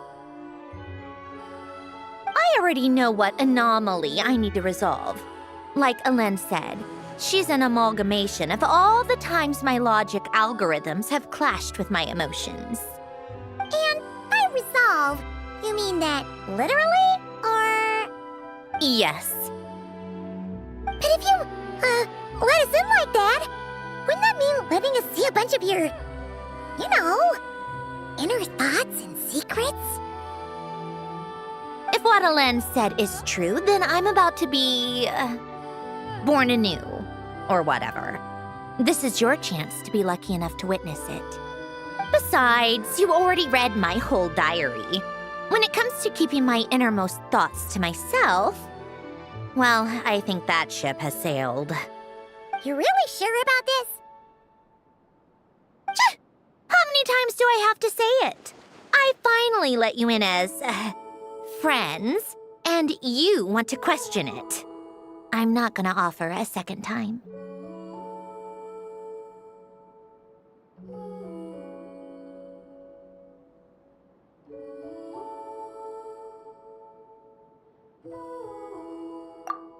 Enough with the mushy stuff. Just follow me.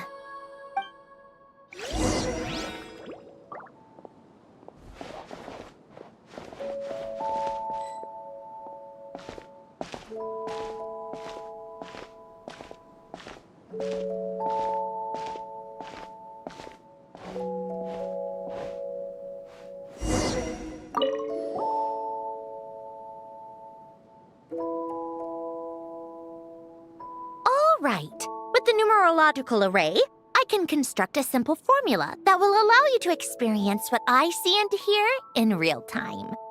Oh, just like St. Lolly's scent-sharing technique. Been there, done that. Sounds like that shaman has some tricks up her sleeve. The arcane and the mathematical are both fundamental laws of this world. Being able to achieve a similar result through both isn't surprising. Anyway, let's get this show on the road. But no comments from the peanut gallery, okay? I know I offered, but I still don't want any interruptions.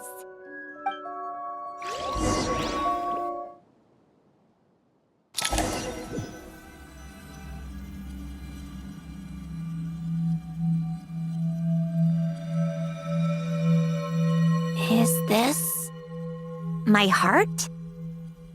No, it's probably just the result of a lens formula. A space dedicated to resolving anomalies. Huh. But it looks like the walls are all... mirrors? You made it. About time. Is that me? From the past? You just spoke of anomalies. Well, here I am. What happens when emotion contradicts reason?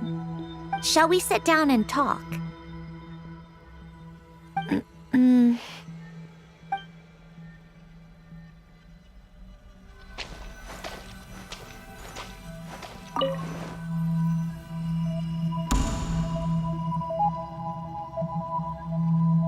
That should do it. Hello? My name is Alain Guillotin. Can you hear me? Brings back memories, doesn't it? The time we spent here. Here. I want you to have this. A notebook? You can use it to write things down. I don't need to write things down. I have unlimited memory. Even so, some things are more important than others, right?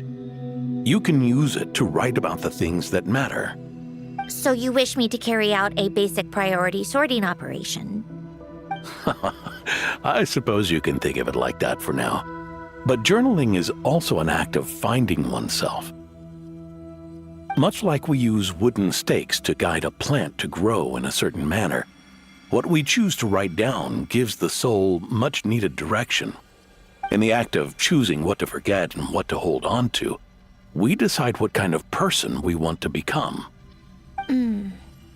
I don't understand. Like I said earlier, I don't need something like this. This is where we were born, where our life began. Mornings of tending to the garden, afternoons spent cleaning, reading, or studying, evenings of cozying up by the fire, listening to Alain share stories about his past. Alain. What is it? What are you drinking? Oh, this? It's coffee. It, makes me more productive. I want to try it.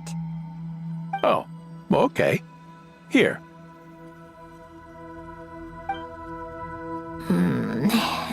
Bitter. Speaking of, why did you design me with senses? Taste, smell, touch. Well, I'm not quite sure. It just felt like the right thing to do. I suppose I hoped you might have a life of your own one day, and that you deserve to experience all life has to offer. Oh. Still bitter. But the smell is nice. I thought those peaceful days would go on forever. You know that's not possible. Maybe. But how was I supposed to know the end was just around the corner? That was just bad luck. Was it? Well, it certainly became a pattern, now didn't it?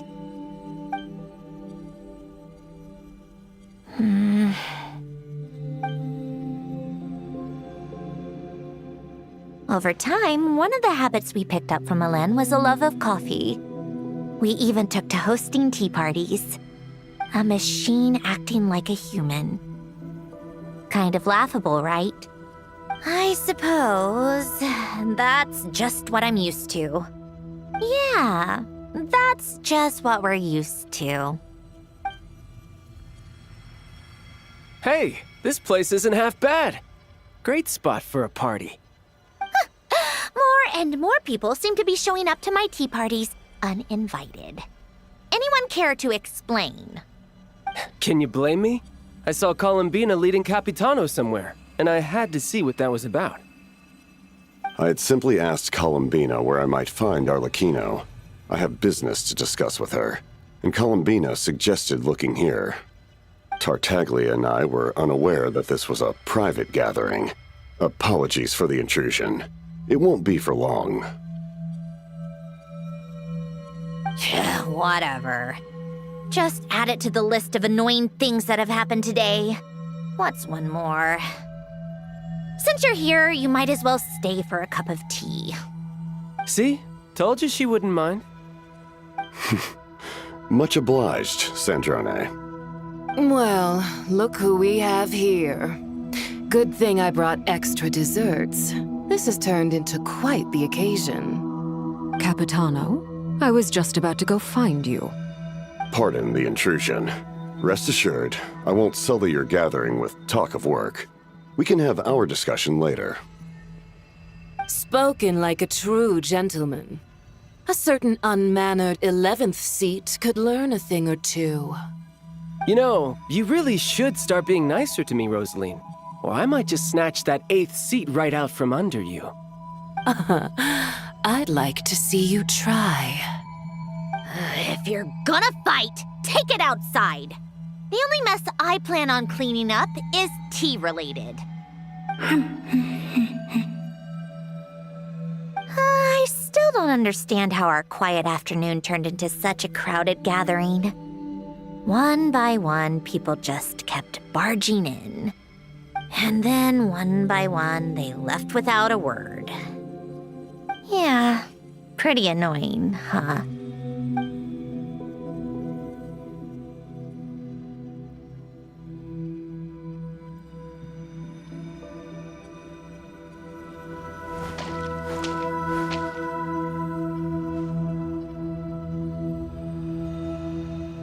Of all my days with the Fatui, the times I spent with you, Arlecchino, and Rosaline, they were my favorite. Goodbye, Sandrone.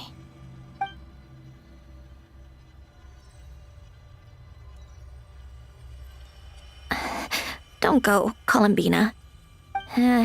We should have just said that. Why didn't we? If we had, would the story have had a different ending? She couldn't stay. There was no future for her here. She would have just faded away. You're right. I suppose that's why you call me an anomaly. Every time you make a decision, there's a voice inside your heart. My voice, asking to contradict all logic and reason. Why didn't we make her stay? Is it worse to fight for something just to lose it?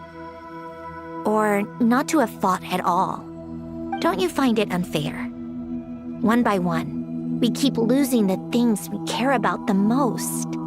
But in the end, whether I want to fight for something or cry over all we've lost, you just push it down and pretend not to hear.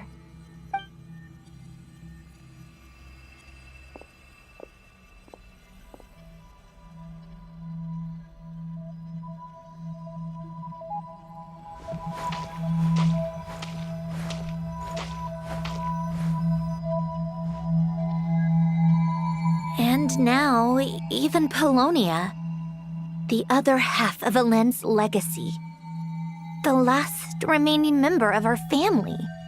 Even Polonia is no longer with us. I did everything I could, but it's just like Helen always said. Polonia was one of a kind. There was no replicating what he managed to create. Don't you feel like our connection to the past is fading bit by bit? Like Even the things we have left are slowly slipping away. I suppose. But you can't move through life without having to say goodbye. And even as we experience loss, there are always new things to be gained. Ever so logical. What's your take, then? It feels like the more I care about something, the faster the world takes it away. It sounds so stupid, but I can't help it. That's the hand life has dealt me time and time again. Why even fight for something that's just going to be lost in the end? Better to never have had it at all. Better if it would all just disappear. Dark, I know. But the heart wants what it wants. Maybe the stellar linchpin appeared because of me. Because of what I wish for. I don't think so. Yeah, probably not. What an anomaly wants goes against all logic and reason after all. Well, go ahead and do what you came for. You're here to resolve the anomaly, aren't you?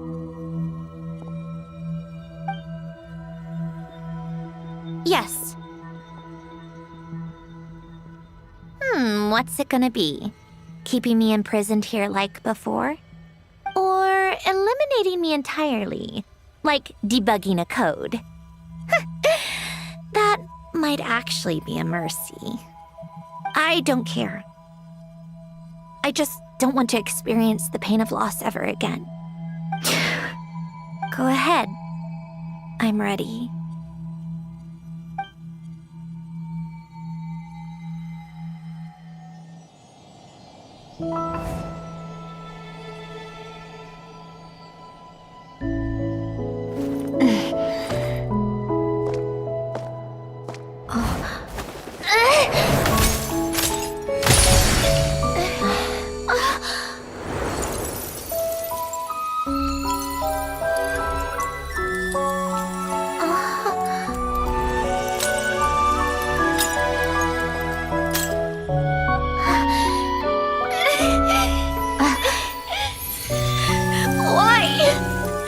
Why do we keep losing everything we care about? I know it hurts, but that's life.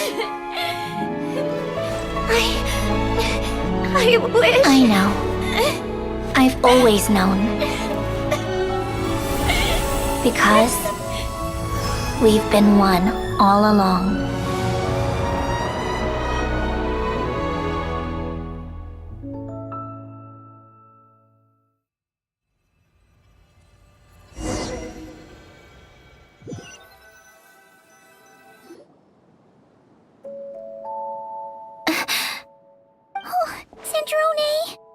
I'm fine. It's okay to cry, you know. Cry? You've got to be kidding me. Save the comforting for someone who needs it, Paimon. The emotional side of my core algorithm. My emotion module has always been fully developed and operational. Elen tried to tell me that too. I've just chosen to ignore her voice all this time.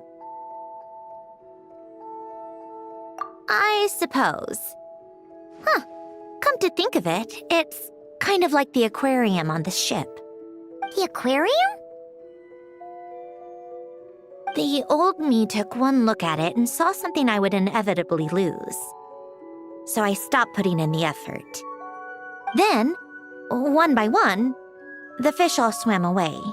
And the place became even more bleak and depressing. Pretty pathetic, right? Don't say that. A lot of people would feel the same. It just shows how much you care about what you have. Now?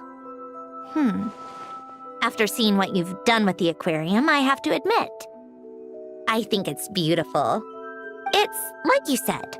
We get to keep the things we gain along the way. And those are things that can never be replaced. because we choose to hold them in our hearts. Well said. Besides, I've already died once. I'd be stupid not to make the most of this second chance. Right. Earlier you, or your inner self, mentioned something about her wish. What was it? You think that's something you can just ask and I'll tell you? Think again. I may have accepted my emotional self, but I'm not about to go all soft and mushy on the inside and pour my heart out.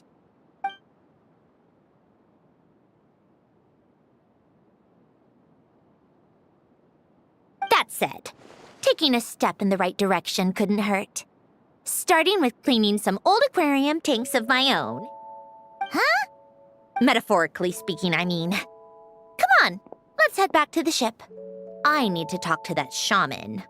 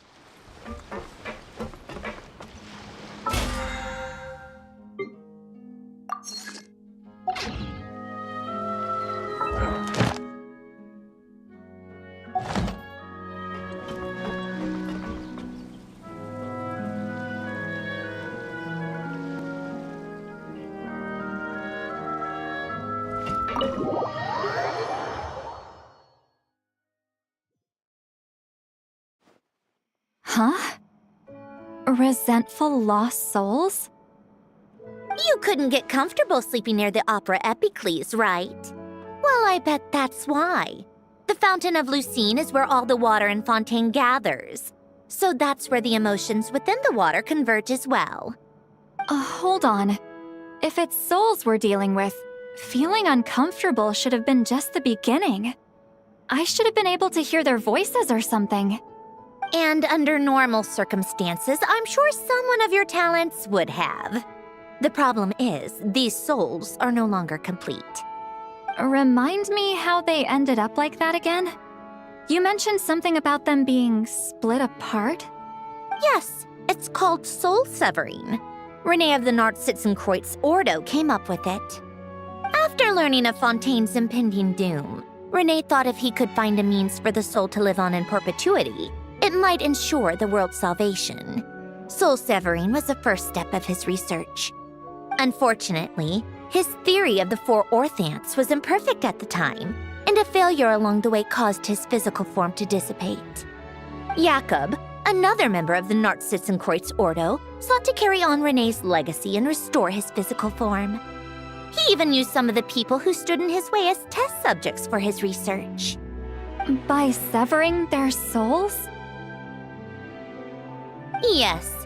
After Renee successfully awakened, the two continued their research, and all the severed souls ended up merging into Renee's consciousness. After you saved Fontaine by turning Fontainians into true humans, these souls returned to the lain-lines. But the souls severed before Renee awakened had nowhere to go, doomed to forever wander the waters of Fontaine as listless spirits. Almost as if they exist outside the bounds of this world. Unrecognized by the ley lines or fate. No wonder I couldn't sense them.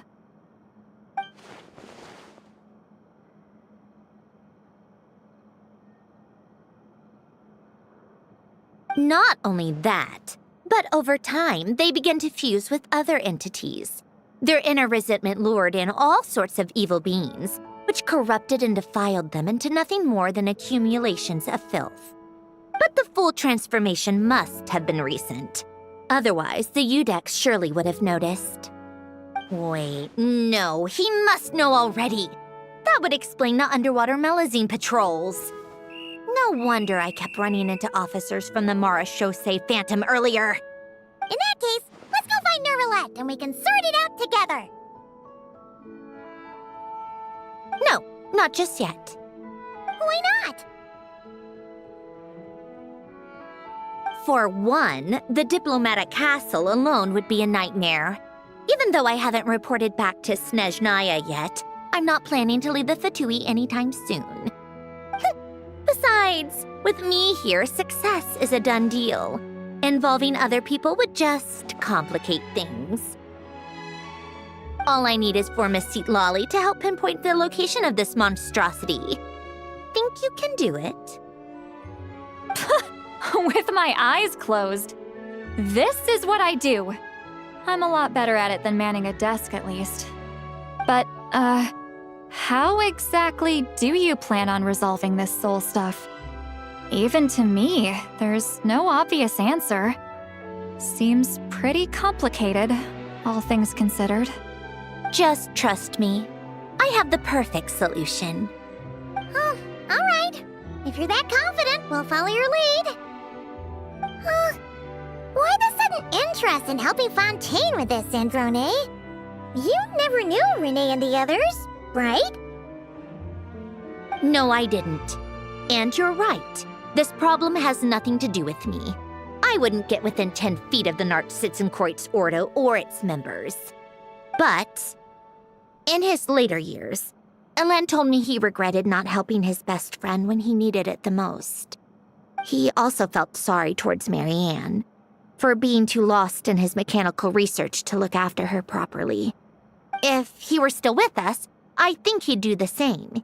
He might have a few choice words to say about it, but even after everything, he wouldn't leave his friend's mess for someone else to clean up. Friends shouldn't hold grudges or leave behind regrets. Fixing what happened between him and Renee was one of his greatest wishes. All I'm doing is fulfilling it in his stead. You know, you really do seem a little different now. You mean everything that just happened wasn't for nothing? Why, thank you for pointing out the obvious, Paimon. Just washing off the grime of the past. Turns out, a lot can build up after being ignored for so long. What's this about aquarium tanks all of a sudden? They go off on some grand adventure and what? Now they have their own private code? Stupid. All right then, Lolly. Tracking this thing down is up to you. Huh? Oh, right. No problem. You get this, Granny Eatsley! You! Come with me to Hotel de Boer for a drink. Right now. Why? Because I said so! Miss Guillotin, I'll report back on the location tomorrow morning. Just need a drink or two first to bolster me up. Well, don't let me keep you. All right, you. Time to go. I've got scores that need settling. Huh?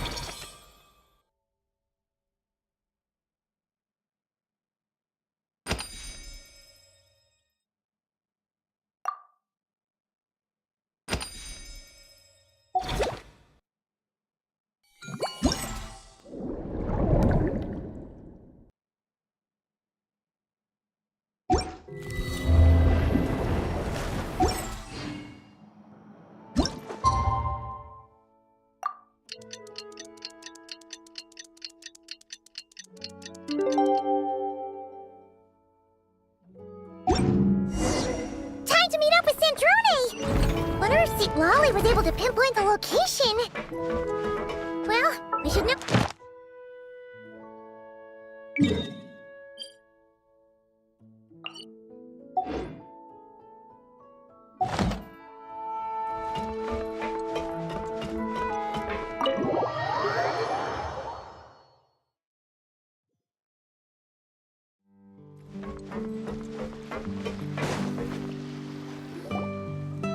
Lolly sure drank a lot last night, huh? Wonder if she's even awake. Good morning. Columbina! Oh, you sure know how to make an entrance. What are you doing here? We just finished filming a last-minute scene, so I came up to get some fresh air. The others are still down below discussing what the final scene should be. You mean, how it should end? Yes, they're torn between whether the heroine should reunite with her old friend or not. Ah, because the whole point is that she came to her friend's homeland to search for her, right? Oh, Paimon almost forgot the plot! Yes. Director Farina and Miss Chiori think a tragic ending where the two never meet would be more poignant. But Director Xavier thinks having the two reunite would make for a more touching and heartwarming ending. Me? I'm not sure. On a personal level, of course I want to see her again. Of course I want to experience that moment where we reunite. Even if it's just for the cameras. But that means an actor would have to take her place. And that makes me feel... Oh. Huh? Yeah, don't look so worried. Making a film is supposed to be fun. Besides, it's all gonna work out. You can trust Paimon on that. Work out? How? Well, you know. Yep, exactly. Okay, I trust you. I'll just focus on having fun for now. Well, well, look who we have here. Traveler and Paimon. Oh, the lighting specialist and clapper loader that never were. Yeah. We kinda went AWOL, didn't we? Sorry about that. Seriously, don't worry about it. Everything's going smoothly on our end, so just do what you need to do.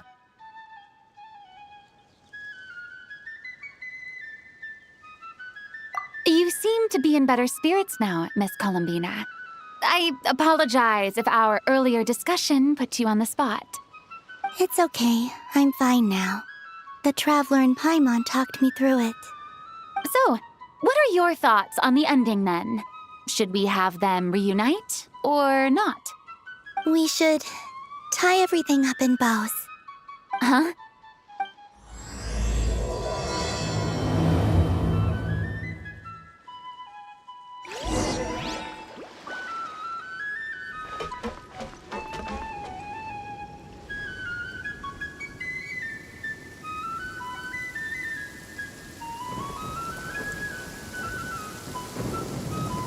Oh dear! Everyone's laundry is still on the line. May I be excused to fetch it in?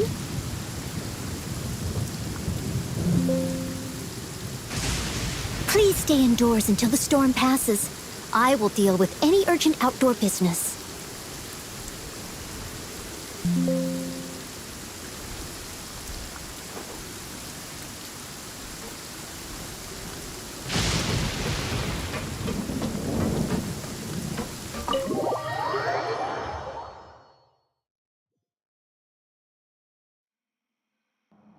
Lolly, we're here! Oh, right on time. Well, yeah.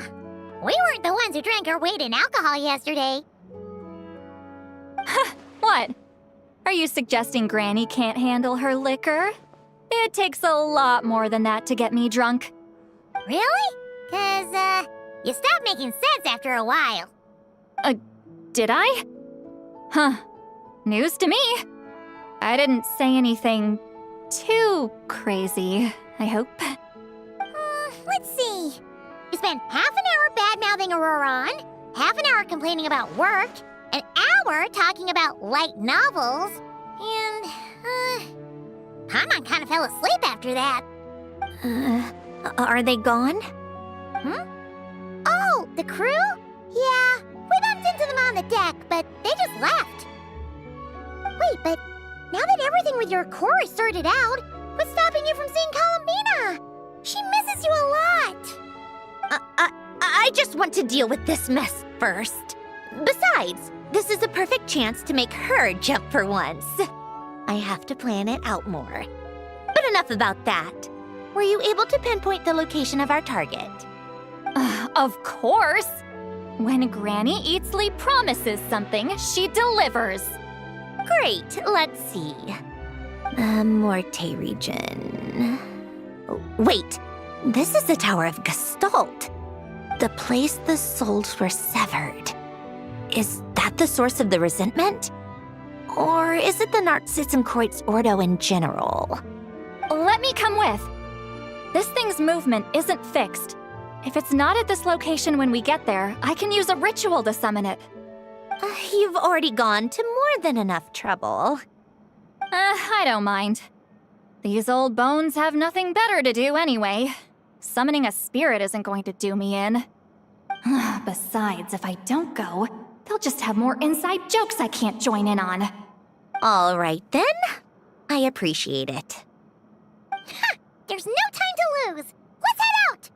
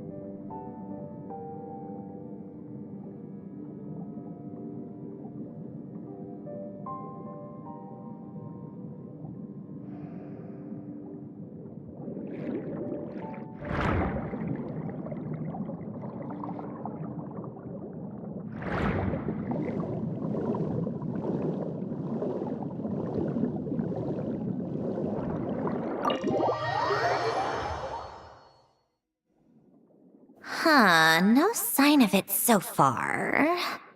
Should I start the summoning ritual? Let's drain the water from this floor of the tower first. It'll make it easier to move around. Wait, we can do that? Of course. Alain and Renee both saw the future that awaited Fontaine and even shared a few methods for waterproofing buildings. The principle behind it is... not important. Just unlock the mechanisms in the order I tell you.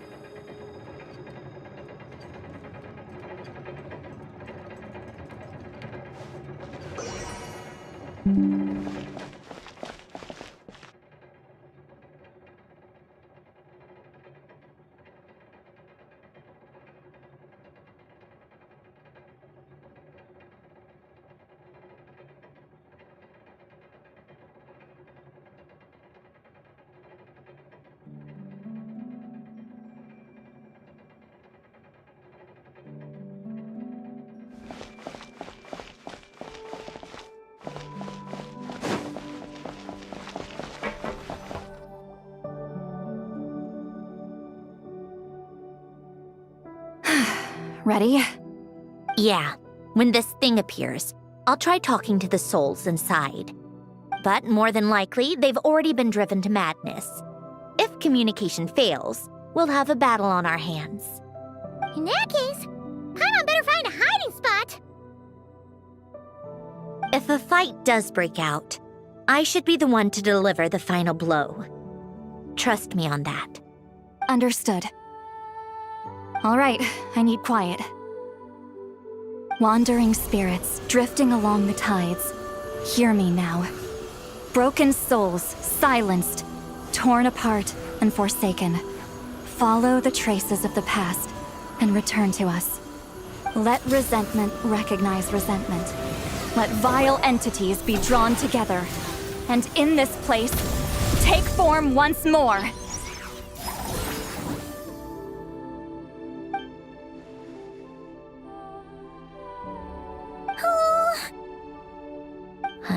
What now? Is that it? This is exactly why I deal in math, not magic. How are we supposed to know what stage the spell is at? It's like there's no logic to speak of. Mechanical science is so much easier to...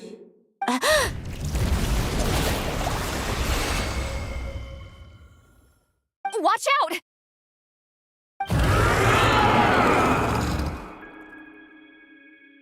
Hey, you! Or whoever's inside of you. I need you to listen to me. I'm a descendant of Fontaine's Lord Artificer, Alain Guillotin. I can make you whole again and return you to the ley lines.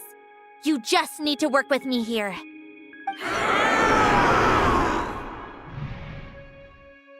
Cinturone! Shh. Looks like talking this out is off the table.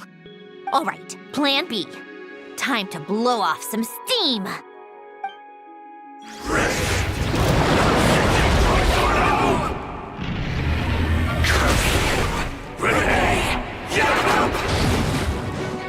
You're cursing out the wrong person!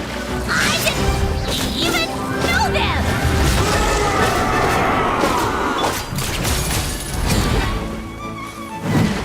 Wish? Come on, keep up! What a jerk! How tiresome.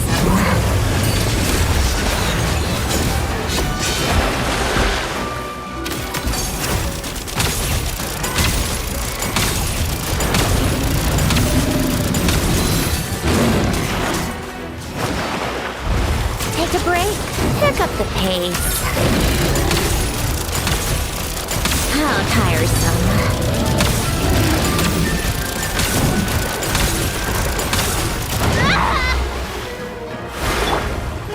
Fulfill our pact! Eat Lain-lain, eat Papa, get him! A spot of tea time entertainment.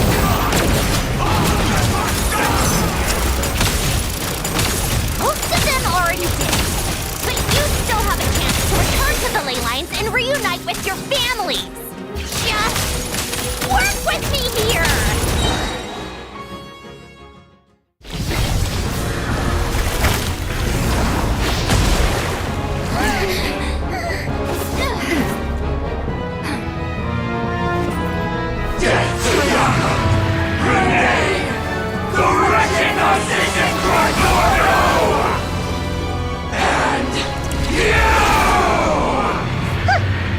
I told you I'm not like them.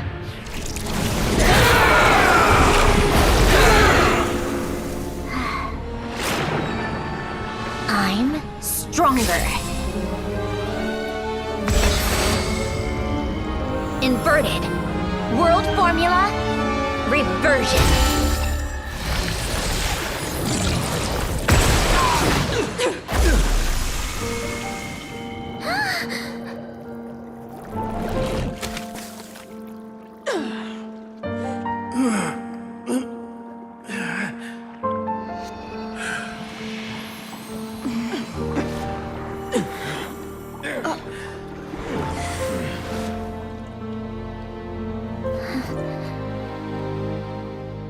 Be at peace among the tides. Lost souls.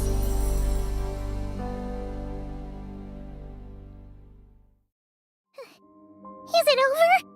Yep, told you it'd be a piece of cake.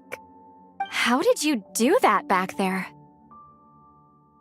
That creature was nothing special. Add a bunch of souls with nowhere to go, a touch of malicious energy, a few impurities, and a whole lot of resentment, and that's what you get. All I did was separate the original souls from the rest of the filth, allowing them to be accepted by the current rules of the world. The principle behind the world formula is divergence. Starting from a point of origin, it deconstructs and reconstructs the possibilities of the world to find certain answers. So, it would follow that reverse calculating the world formula allows us to achieve convergence and restoration instead. Using a numerological array, I was able to do just that. It's similar to the concept of homological reduction in mathematics. I reduced them to the basic fundamental essence of their being without changing their underlying nature. That meant... never mind. Judging by all the blank stares, I'm guessing you don't actually care. I think I finally understand how Outlanders feel when I ramble on about shaman stuff. Point is, it was super impressive! You really are amazing, Sandrone! You're just realizing that now? Ahem. Enough about that. We should get going. I'll go reset the mechanisms inside the tower. See you back on land.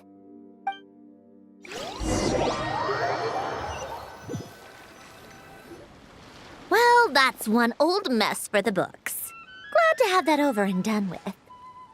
Feels nice to do a good deed every once in a while.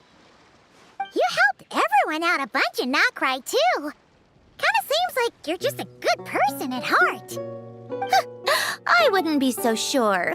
I'll be heading back to the Fatui soon enough. You two are too trusting sometimes. Fine. Just don't say I didn't warn you when it comes back to bite you. Well, where to next? Back to the ship? Yeah! Your personal business, the Narcitsan thing, it's all resolved. That means you can see the people that need seeing now, right, Centrone? Oh, everyone's gonna be so happy you're back!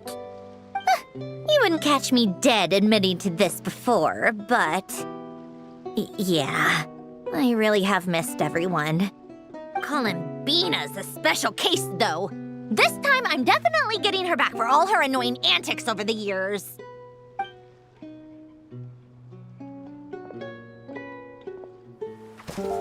She'll sense me coming from a mile off. How am I gonna...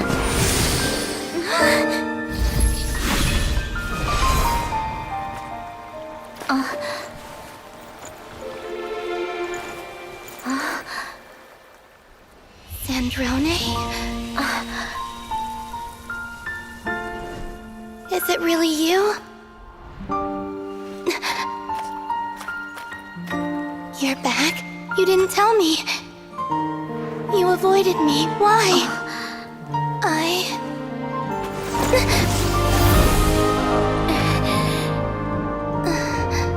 Sandrone? Now we're even.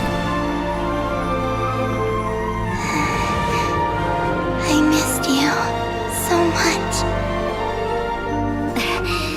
That makes one of us, idiot. I'm here, Columbina.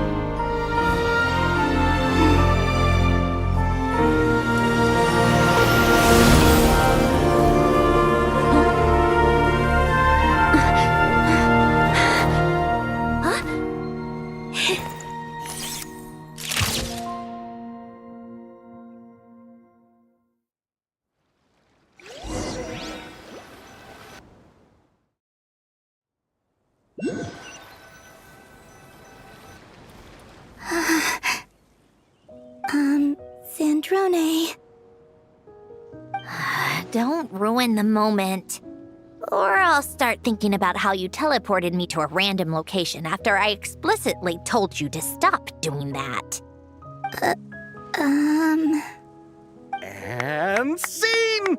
Bravo! Bravo! We got it! This is exactly the ending I was hoping for.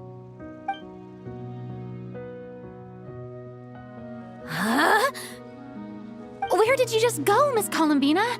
You vanished! And then the next second you were back hugging this, new friend here. That was all on camera? Yeah. Well, the camera was already rolling and it happened so fast, so yeah.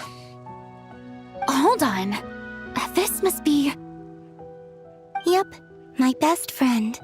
The one I was looking for. I never thought I'd actually get to see her again. I'm just so happy. Plus, the film got a happy ending too. It's all thanks to you, Sandrone. Sandrone? You couldn't stop being annoying for 1 second! Columbina!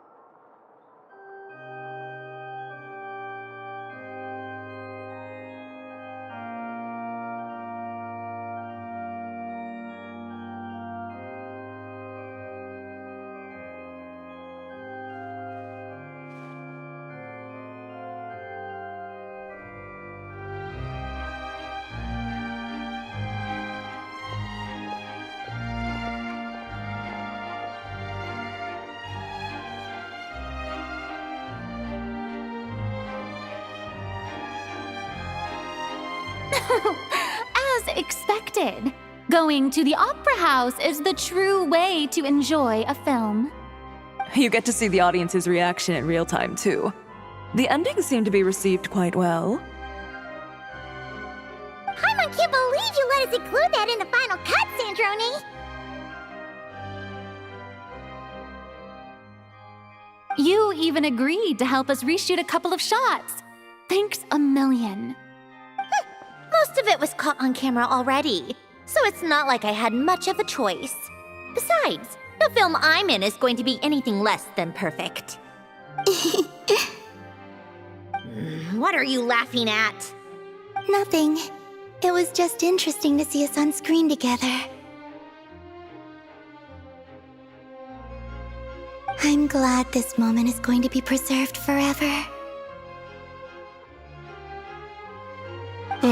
Just a pity we didn't take home the Farina Award this time around. Well, artistic films can rarely compete with commercial ones. You should have prepared yourself for this the minute you changed the script. True. Oh, did I hear someone mention the Farina Award? Come on, don't gloat! I won't. Our crew winning the Farina Award was a team effort after all. Costume design, script adaptation. Ooh, and the practical effects were so realistic. The flames and explosions even made me jump while we were filming. A lot of the effects were based on actual items the Special Patrol confiscated from criminals. Who knew they'd serve another purpose, right? But it turned out amazing! Really brought the thrilling scenes from the novel to life. Fontaine's film industry is seriously impressive. Which film did you vote for, Silali? Isn't it obvious? Great Detective Herlock, of course! That's the whole reason I'm here! You all should be proud, though. A lot of critics are saying really good things about your film, too. Longing and loss? Searching for something even after it's gone? It's a film that makes you think about life, and how important it is to explore those themes. Well, that is what the art of storytelling is for.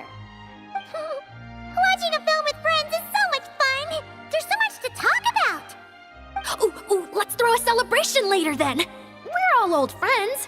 Oh, we could find a place and chat to our heart's content. How about the Wingalette? That's perfect! Friends and family are more than welcome too. So if you want to bring people, don't be shy. You all can head over first and make yourselves at home. I'll bring over some refreshments in a bit. I just have one more stop to make first. Can I come? Fine. Not like you'd listen if I tried to stop you.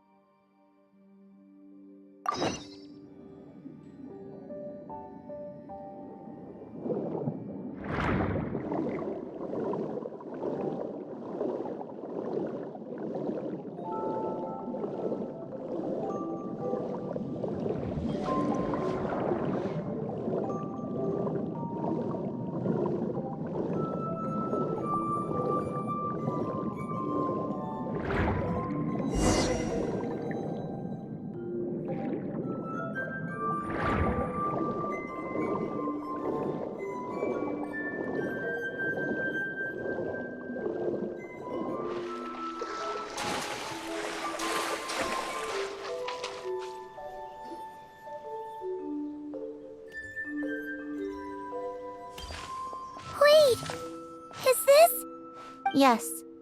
Here lies Lord Artificer, Elaine Gaetan. This is his grave. Oh. I'm sorry, Ellen. I'm sorry this is the first time I've been back since leaving Fontaine. I should have come to see you more often. I got your gift. I even cleaned up one of the Narcitzenkreuz Ordo's messes along the way. Our home is just as quiet and warm as it always was. The flowers in the garden are still thriving. I'll make sure to tend to them more often from now on. Polonia received irreparable damage in battle. I should have taken better care of your invention. I'm sorry. Polonia was family to me. Just like you. You always said I was a fast learner. But I'm not so sure. It took me far too long to learn the things that truly matter. I never said this to you back then, but thank you for creating me. For giving me the chance to experience life. Being your family meant everything to me. Absolutely everything. Can I say a few words as well, Sandrone? Don't need my permission. Hello, Mr. Guillotin. I'm Sandrone's friend. You don't need to worry. Sandrone is doing great. Not only is she a brilliant scholar, she's made a whole bunch of friends, too. And she takes great care of them. As if. She'll never admit it, but she's always there when her friends need it the most.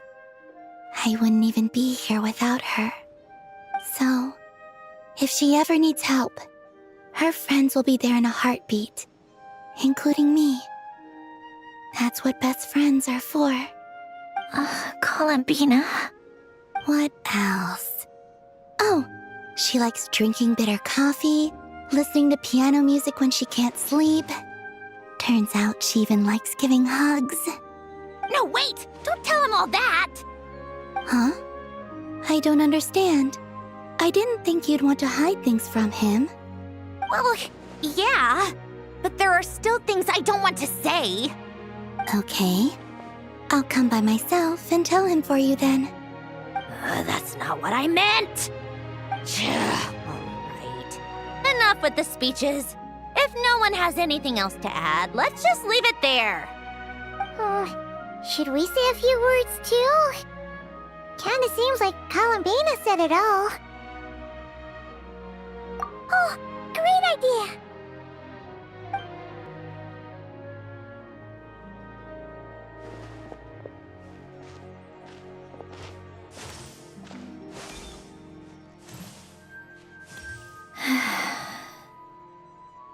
Goodbye, Ellen.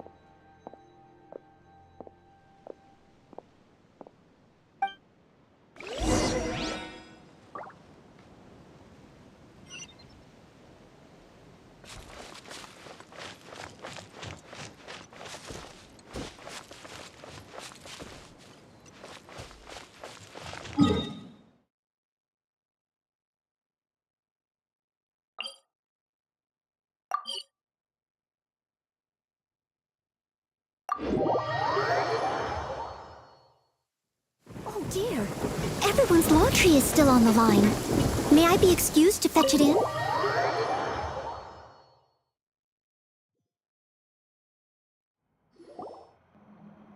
You made it! The party's already started. Oh, but, you didn't bring anyone else along? I thought you headed out to invite some friends.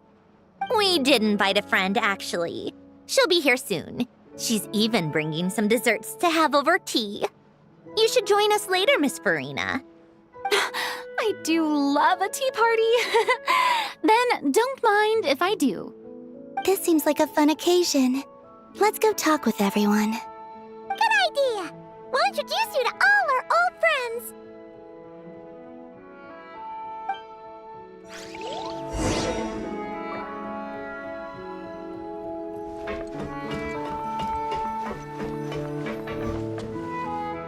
Granny Itzley, You're really not going to let us borrow these cute little stuffed toys for our magic show? First of all, Seat Lalin and Eats Papa are Chi-Chi meal. They have inauspicious stars sealed within them, and they're my helpers, not toys. But the Grin Malkin Cat and Boggle Cat box are Linny and Lynette's helpers. And they still make good partners on stage. Agreed. We've never had a Chi-Chi meal pop out of our hats before. It would be quite the surprise. I think the audience would love it. If this was the Masters of the Night Wind, these kids wouldn't have even had the guts to say my name, let alone pester me like this. I'm terrible at dealing with requests like this. Oh, Traveler, quick, save me! You think you're so funny. Lady Sandrone, Lady Columbina. Hello. Don't look at me like that. I don't have any mechanisms for you to break. Don't be fooled by my sister's demeanor, Lady Sandrone. She's just as delighted as the rest of us to have you back. Well, I suppose when I'm not so busy, I could find some time when Arlecchino is around and bring over a few gifts to the House of the Hearth. You're too kind, Lady Sandrone. I'm sure just your visit alone would make Father more than happy. I just need to borrow them for a bit. I'll pull them out of my hat, give them a quick hug, then give them straight back. When did hugging become a part of it? Oh! I could lend you Pear, so you have something to hug in the meantime. He gives really good hugs. I don't need something to hug in the meantime. The issue was never the hugs. How about this? You can have 2 VIP tickets right next to each other. Excellent view. Right next to each other?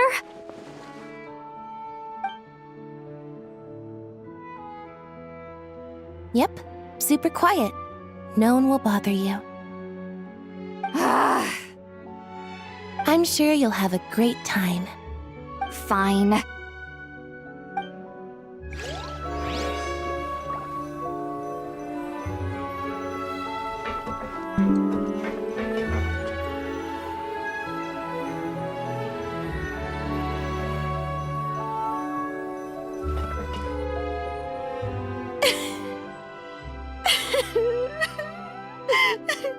What a dream come true! For once, it all worked out! I can die without regrets. Let's not get too ahead of ourselves, Director Lapine Pauline. What was in that piece of cake you just handed her, Escoffier? Bromaritime flowers, eggs, flour, same as all the other pieces. What, you think I tampered with it? Playing a detective in real life now too, are we?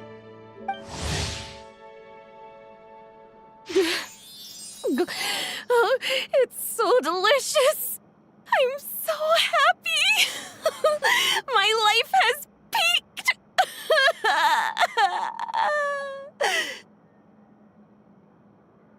Miss Lapine Pauline, look who I brought! Master! Wait, what happened to your face? Why are you crying?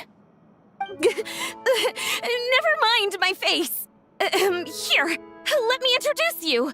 This is Miss Charlotte and Miss Escoffier. Things are sounding lively over here. Oh, look who it is! Perfect timing. I was so busy with the shoot, I feel like we barely got to talk. And the elusive Miss Guillotin. It's great to see you. Thank you so much for letting us use the boat free of charge. That was so generous of you. Oh, right. Introductions. This is Miss Charlotte and Miss Escoffier. That's kind of you, but I didn't really do anything. If you want to thank someone, it should be the Duke or the people who keep the boat in such good shape. Right. I'll head over in a bit and do just that. Miss Columbina? Yes? Could I interview you sometime? I'll treat you to some gâteau de bord for the trouble. There's only a limited amount available each day. Oh, but it's an absolute must-try when you're in Fontaine. Oh, sure. Bold of you to use my own cake as a bribe right in front of me. You know what? When else are we all going to be together like this? Come on, everyone! Grab your drinks!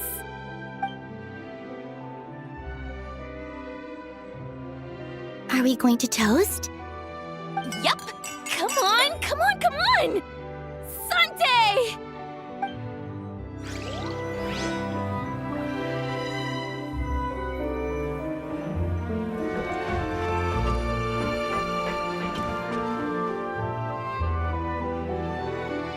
You made it.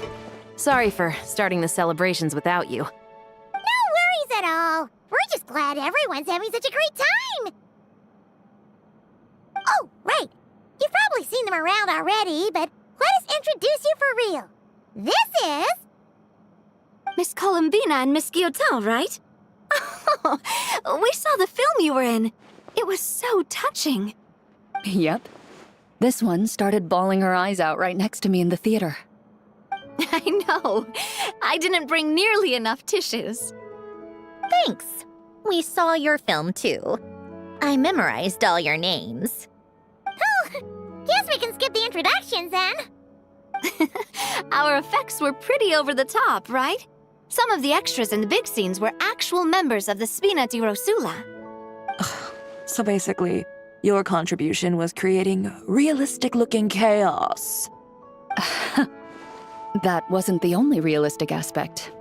Miss Chevres and Miss Emily were also kind enough to lend their expertise on criminal investigations and forensics. Oh, it was nothing. I was just honored to take part and help out. Wow! No wonder your film turned out so good. You basically had an expert in every field. Talk about a stacked crew. Oh, speaking of, want to join in on a round of tabletop troupe later, Miss Columbina and Miss Guillotin?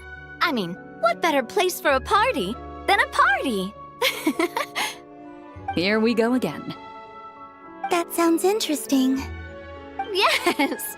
Persuasion successful! What about you, Miss Guillotin?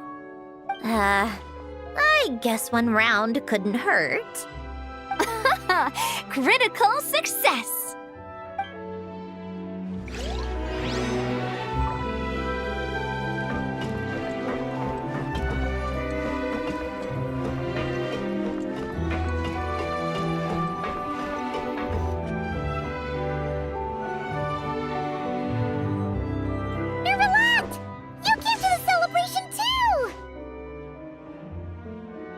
Yes.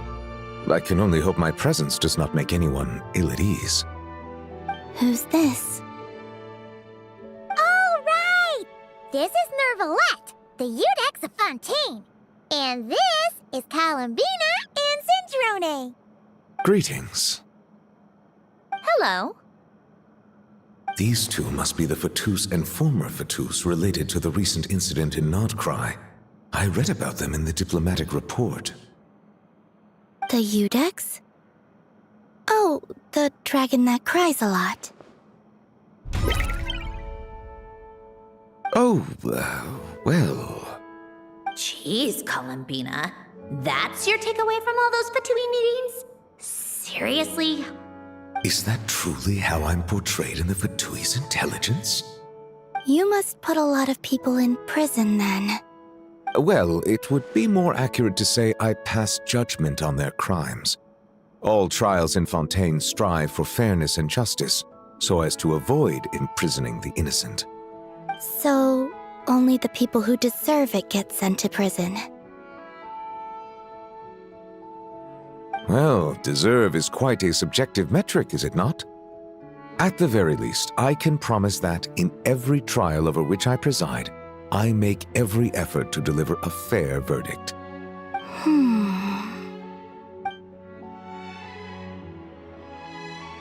Yeah. Oh, for the love of... what is she doing now? You seem like a good dragon. Not the kind that throws people in prison for no reason. I think we can get along just fine. Thank you. Then she punched me because... Oh, sorry, Nervalette. She thinks that's a sign of friendship. Where does she even pick up weird habits like that? Ah, I see. I believe I have observed people on the streets of Fontaine expressing affection in a similar manner. I suppose I now know what it feels like. Yes, quite abrupt. You know, these two are surprisingly alike.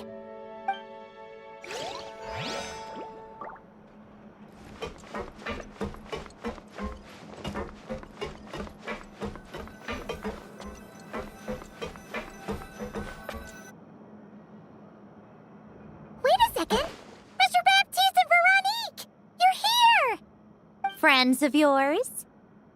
Veronique is the prop manager for Musketeer Pictures, and Mr. Baptiste is the author of The Two Musketeers.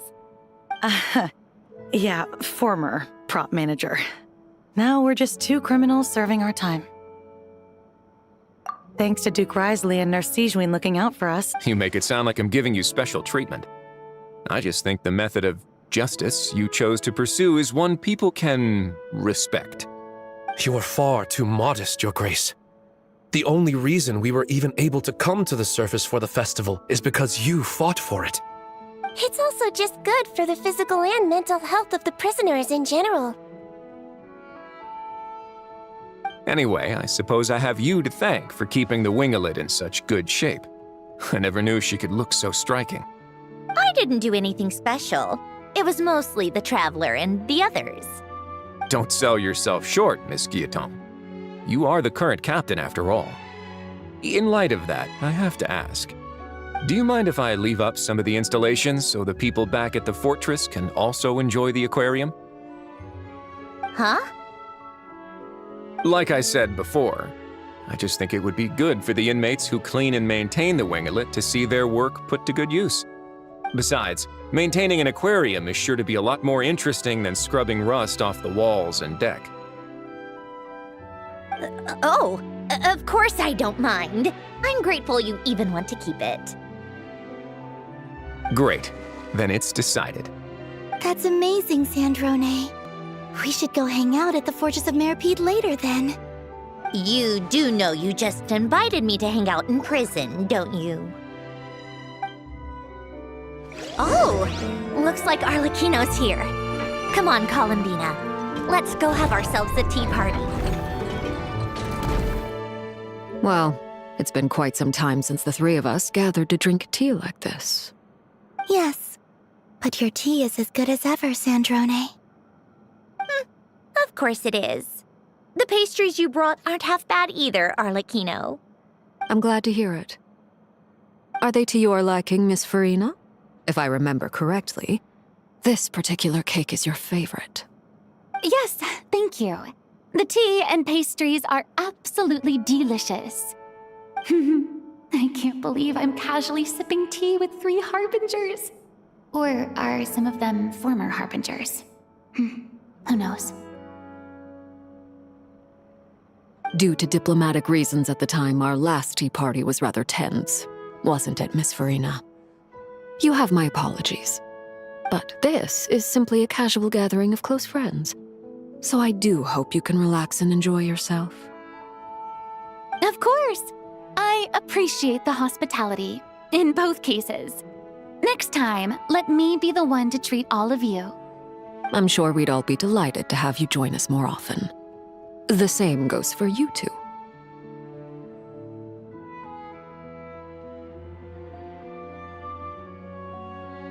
Of course we should do this again!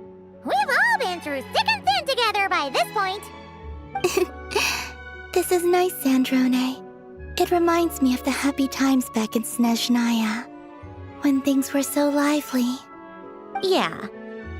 To be honest, I never thought these gatherings would feel this lively ever again. Well, I think I speak for all of us when I say we're truly glad you're back, Sandrone. Me too. I've realized that holding on to what matters doesn't just mean protecting what you already have. By reaching out and striving for something new, you can gain much more than you think. No, that certainly doesn't sound like something the old you would say.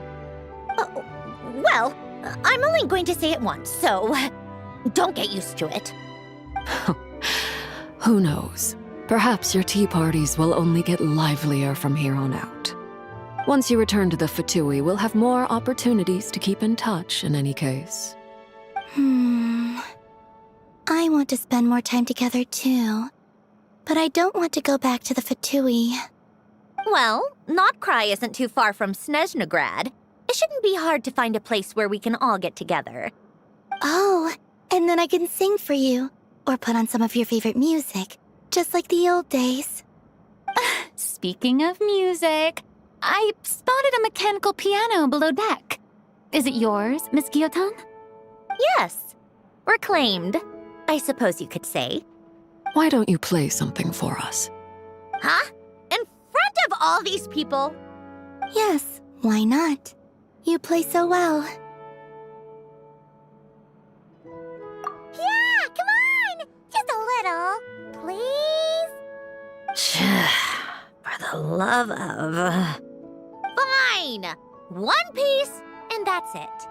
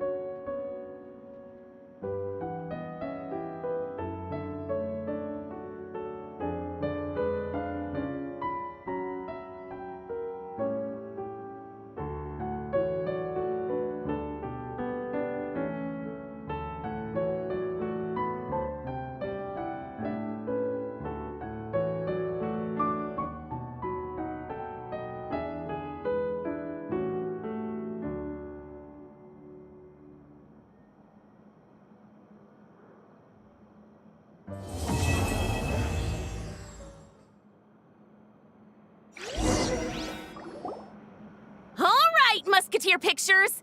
Everyone ready? I'm not sure I should be in this one. Of course you should. You might have primarily helped out another crew this time, but you're still a member of Musketeer Pictures. All right, thanks. I'll still stand a bit off to the side, though. Can I be in the picture too? Of course, Miss Veronique. I would have loved to have you in the last one, too, if circumstances had allowed it. Thank you, Director Xavier. Do I really have to be front and center? You're one of the lead actors! Of course you do! Nervous, Sandrone? No! All right, look at the camera! And 3, 2, 1... Musketeer Pictures!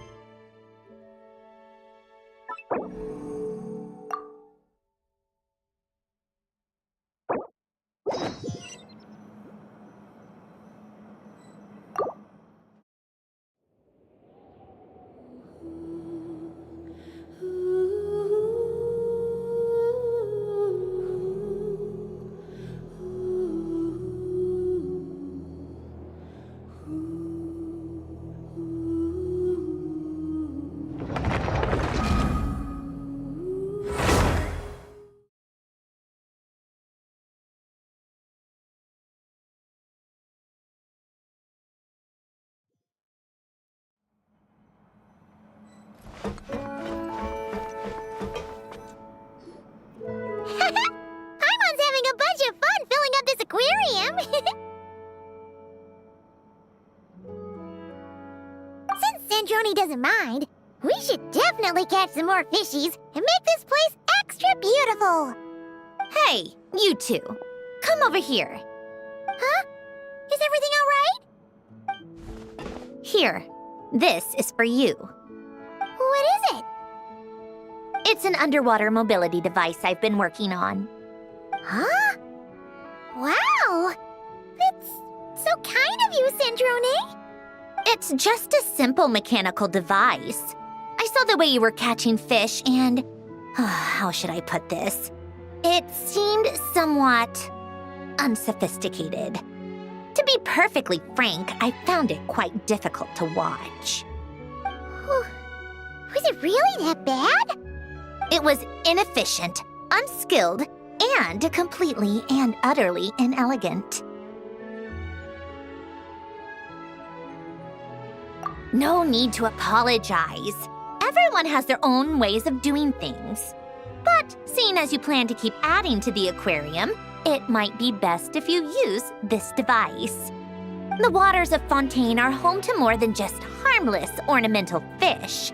There are plenty of predators who could do you some real harm. This device will not only help you fish, it'll also help you flee.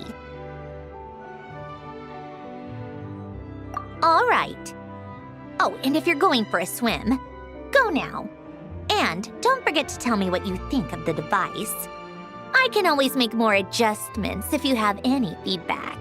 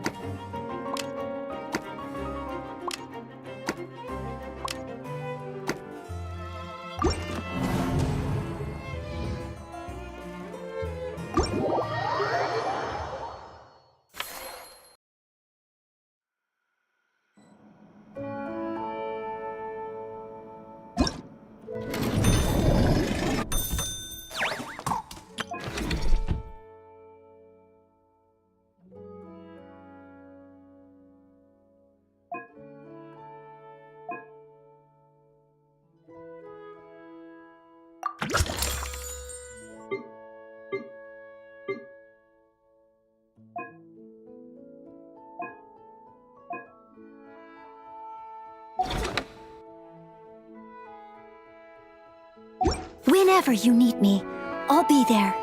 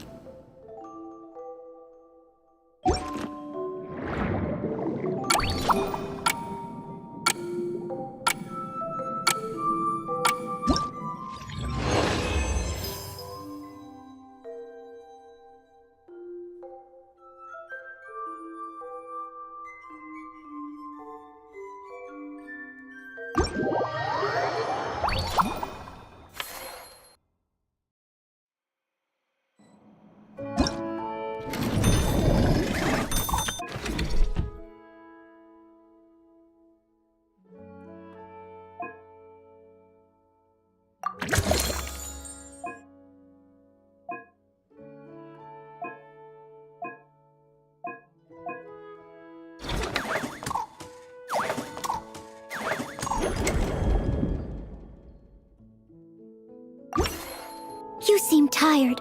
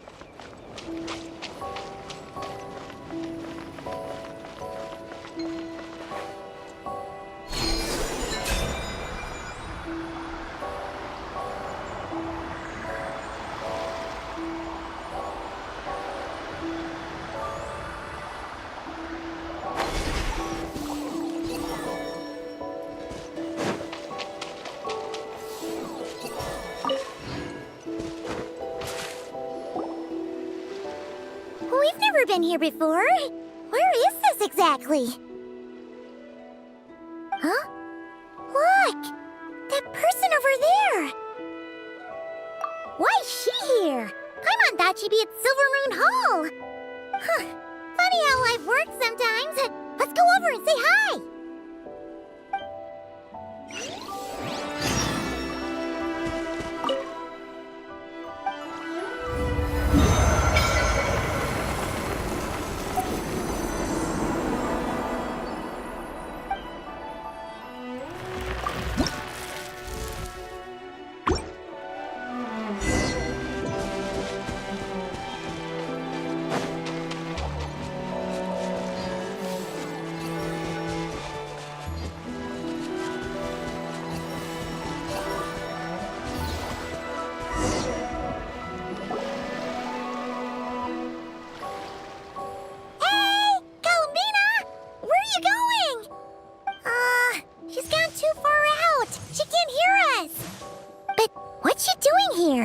Does she have something to do? Yeah. Paimon doesn't think she'll run into any trouble, but better safe than sorry. Let's go.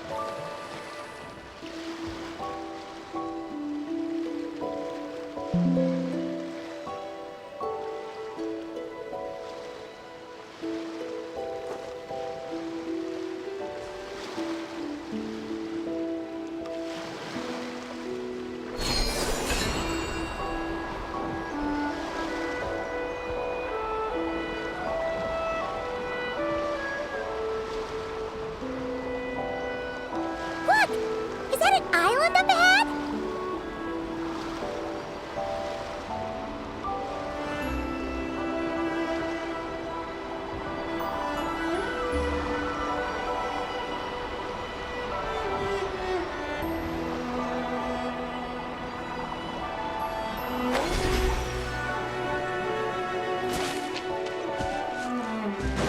Huh, what do you know? There really is a little island here. Could this have been Columbina's destination? Let's have a look around. Hopefully, we'll find her soon. Where are those Kuhengi going? Do you think they saw Bina? Come on, let's follow them. Wow, there's a pretty little lake if Paimon's ever seen one.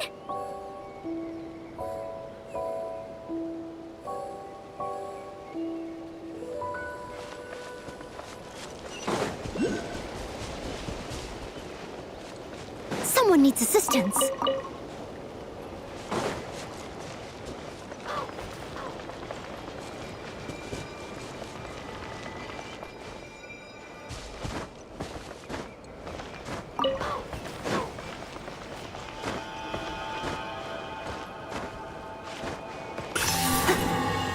I'll catch up.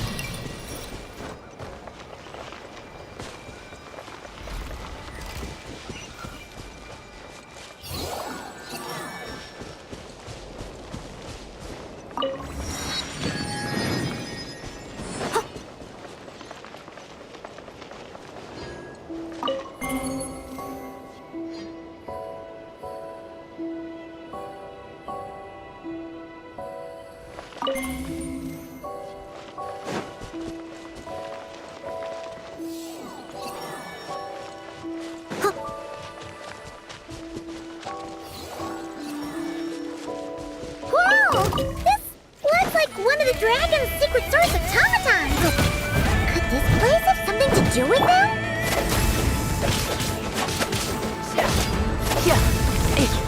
Let's dance!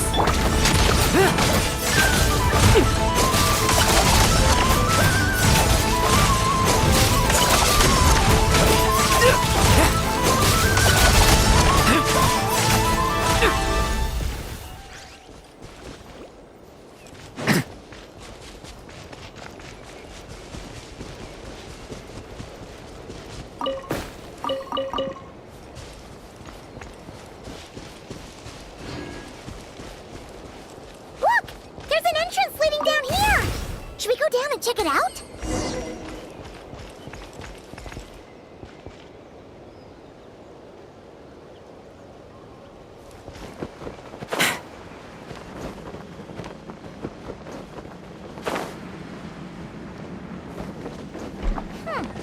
Why do these rocks look kind of floaty?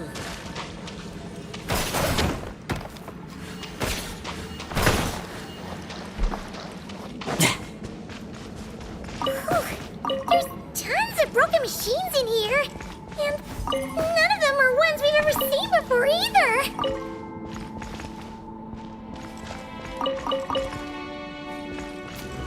Oh, it's those floating rocks again! Do you think we can push them out of the way?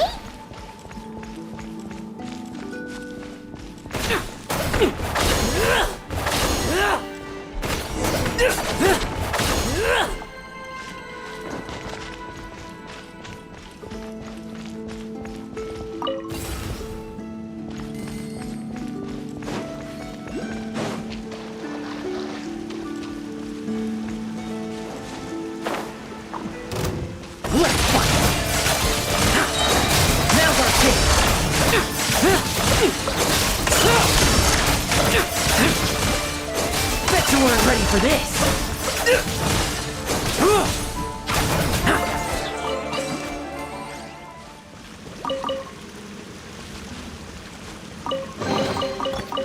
The spoils of war. Let's see what's inside.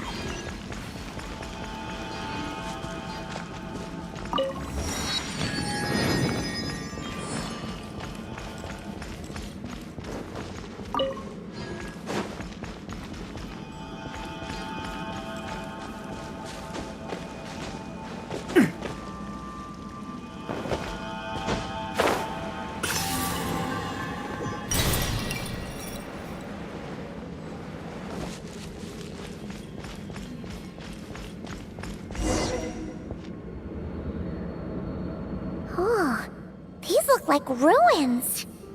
Huh? What are those rings? Looks like they've fallen onto the ground or something. Is that so? In that case, could this glowing sign next to it be a manual, maybe? Let Paimon see. Alert! Alert!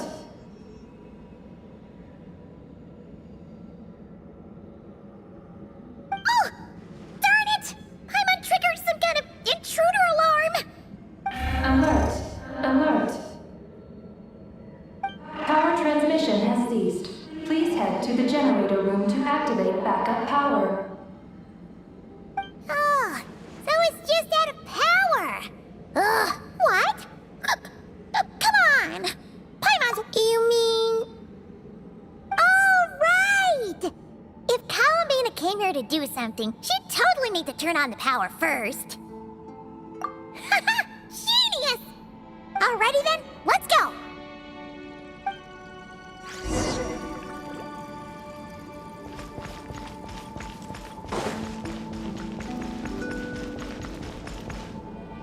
Seems like this thing's gone kaput.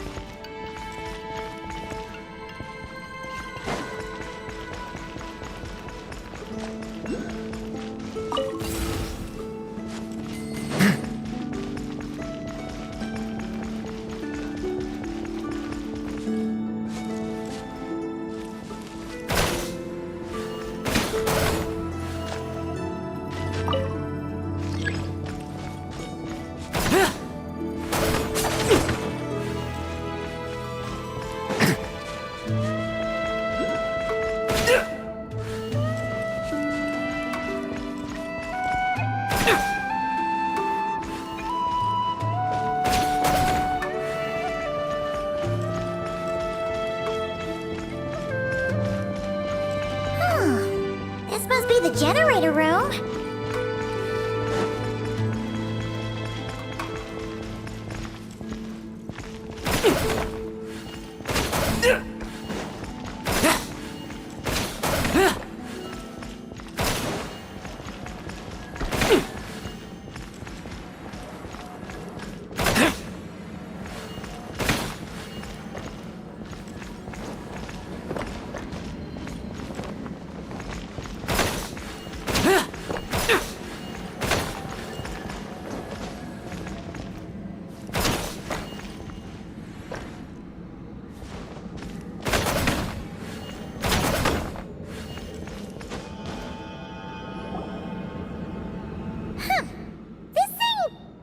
Look very mechanical. But given where we found it, it must be the key to getting the power on somehow. But Paimon doesn't see how that's supposed to work. Yeah, and that's super weird. Do you think Columbina's already been here? Maybe she discovered that the power wouldn't start and went to look for a solution elsewhere? You know what? Let's give this thing a try anyway. Maybe we can find out what's going on.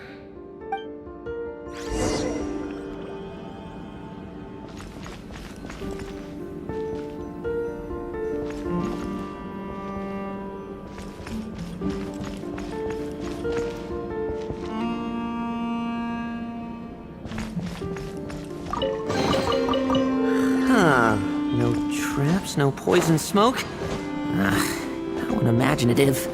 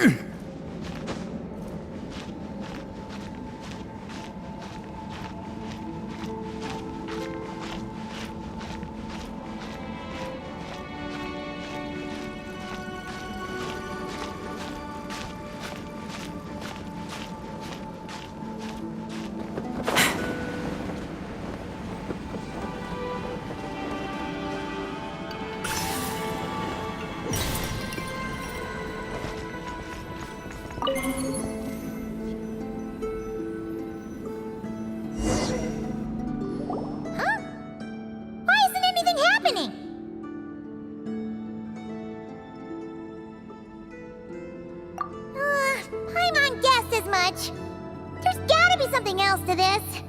Columbina must have run into this problem and then gone to look somewhere else. Huh? Columbina! Thank goodness we finally found you! Surprised to see us? We were worried you might be in trouble, so we followed you here.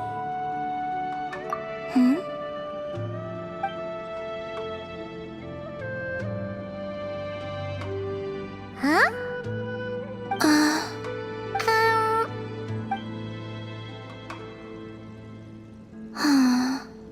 What's wrong? Are you trying to use telepathy like Nicole? Just so you know, we aren't hearing anything. Okay, now you're starting to worry, Paimon. Is someone threatening you? If that's the case, just blink.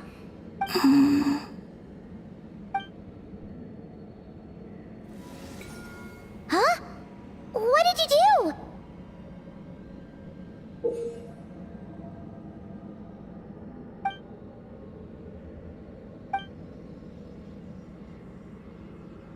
Do you want us to activate this?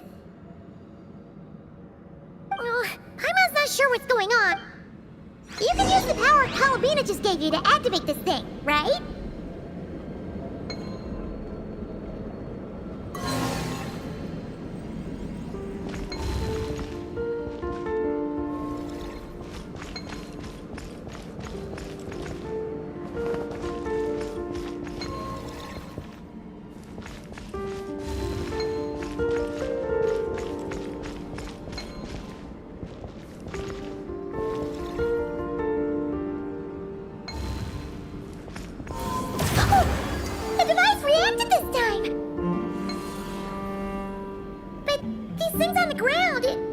Transferring energy, right? We gotta figure out a way to get them flowing again.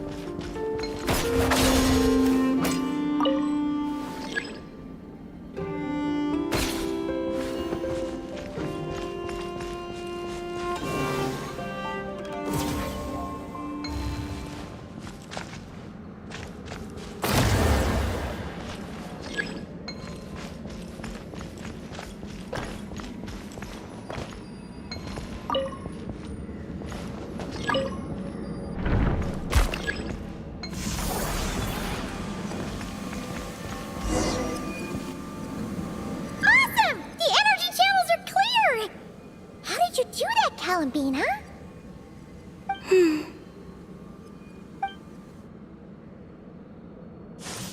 where are you going?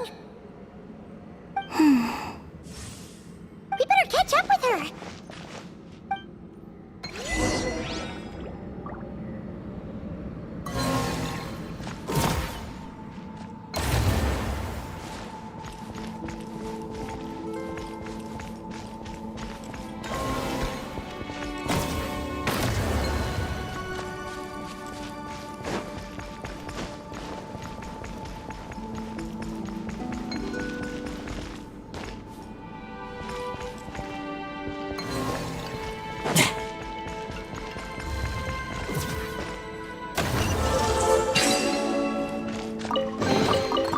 Meager haul.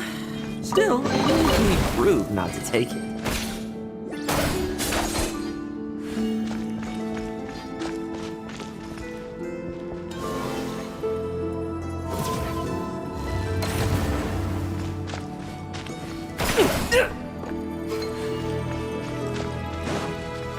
Look! The 3 rings that fell to the ground! Wow! They look pretty fancy now, don't they? Going out for a bit and coming back to find your little house has suddenly turned into the Dawn Winery.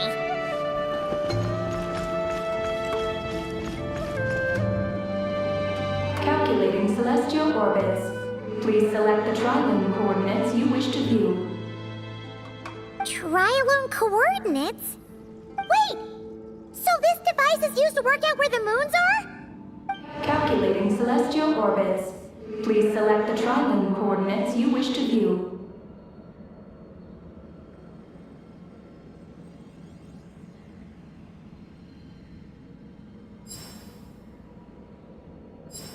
Connecting. Target located. Whoa! It actually found the frost moon! But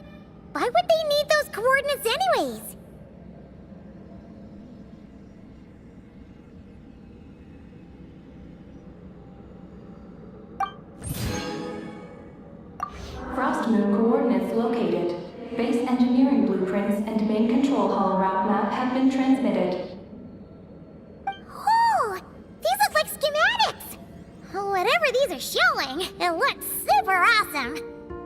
Do you wish to obtain the route map?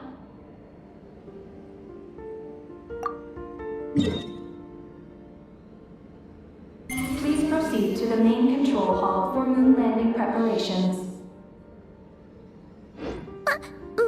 Moon landing preparations? Columbina, is this place used for getting to the moon? But Columbina has taken me to the Frost Moon before. Why would she need this device? And the power she just gave me is completely new. I've never seen her use it before.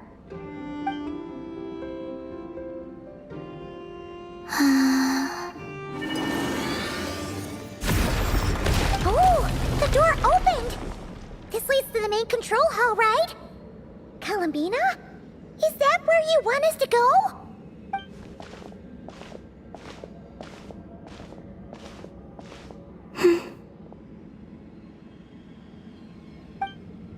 Columbina? Can you hold out your hand? Place it in mine, just like we do in Silver Moon Hall.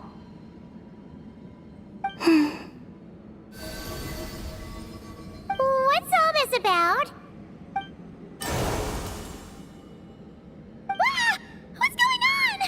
Columbina turned into a black Kohenki! That's not Columbina! What? An imposter? Let's go after her! What's going on?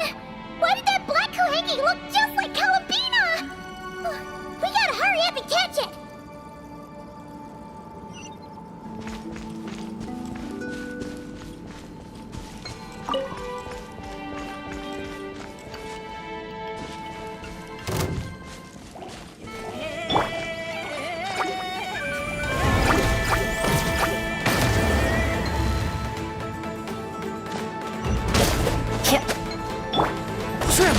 I want jiggles. No fairy tale ending for you.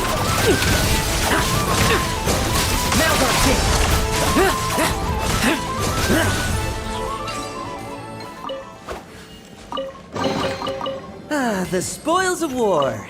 Let's see what's inside.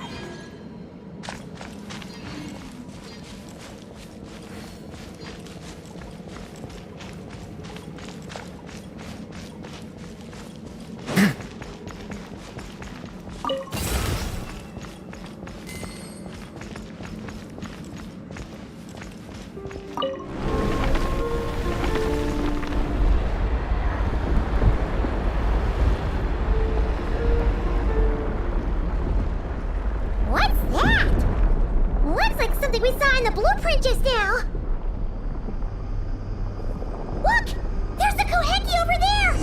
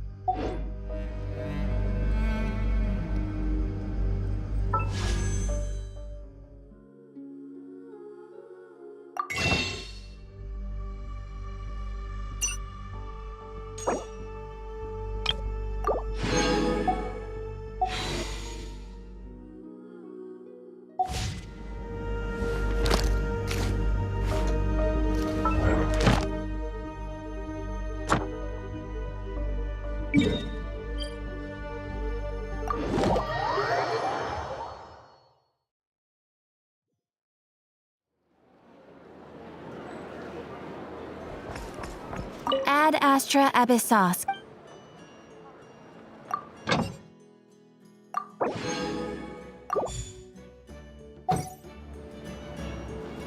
Ad Astra Abyssos. Thank you for completing today's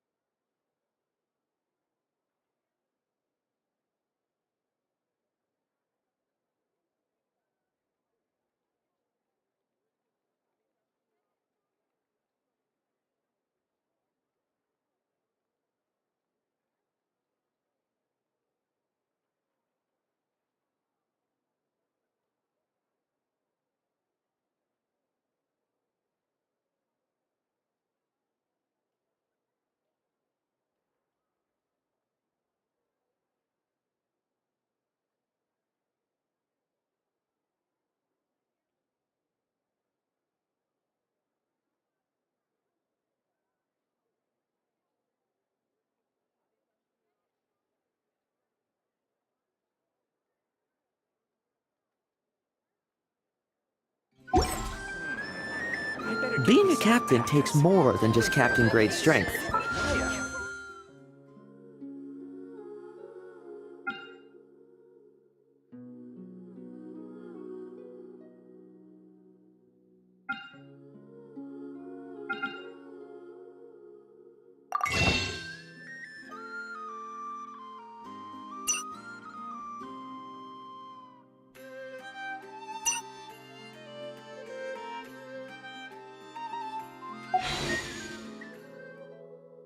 The most important thing is...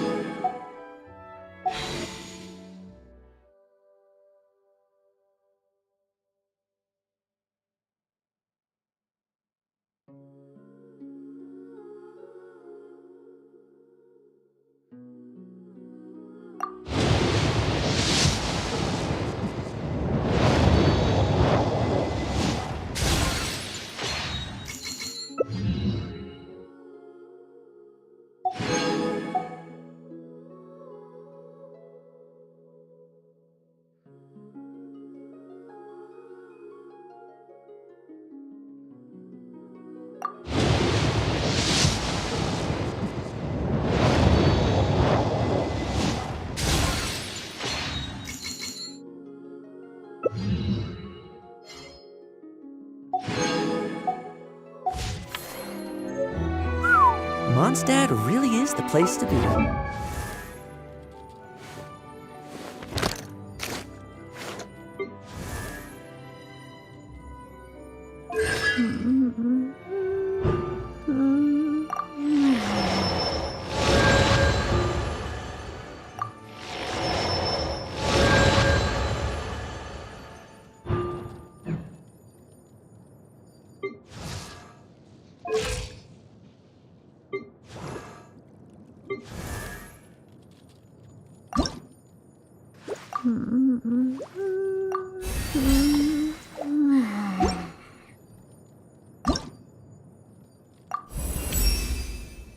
A cap?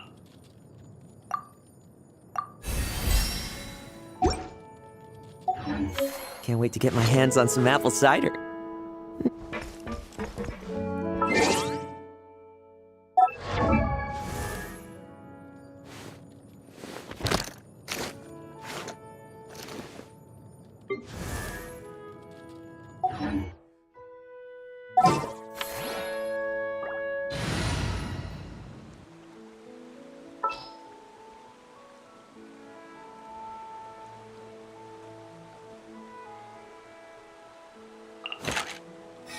The hunt begins!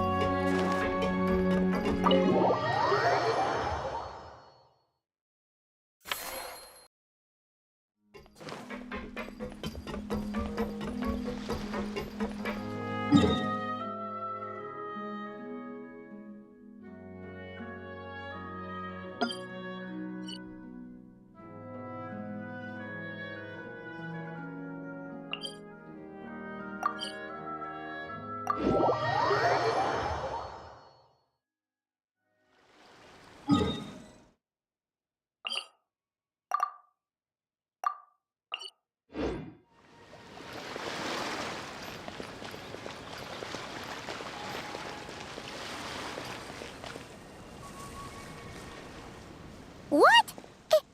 Is Paimon seeing things? Is that a Dodoko?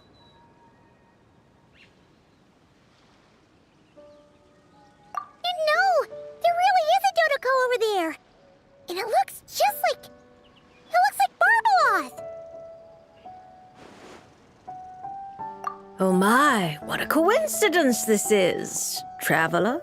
Paimon? Why is there something so fishy about hearing such a powerful... Perhaps, but it's no lie. As a descender from beyond this world, hence why most fortune tellers, including myself, are unable to predict your future. Hence why most fortune tellers, including myself, are unable to predict your future. But happily, this particular coincidence couldn't have been any more fortuitous.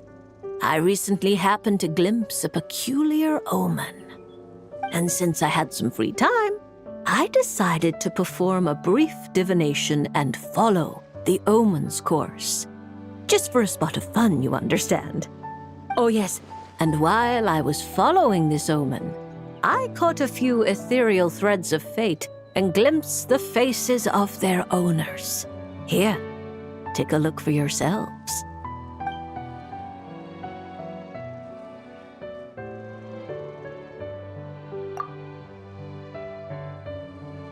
See? Didn't I tell you? Someone with so many friends was bound to recognize them all. Hi, you two.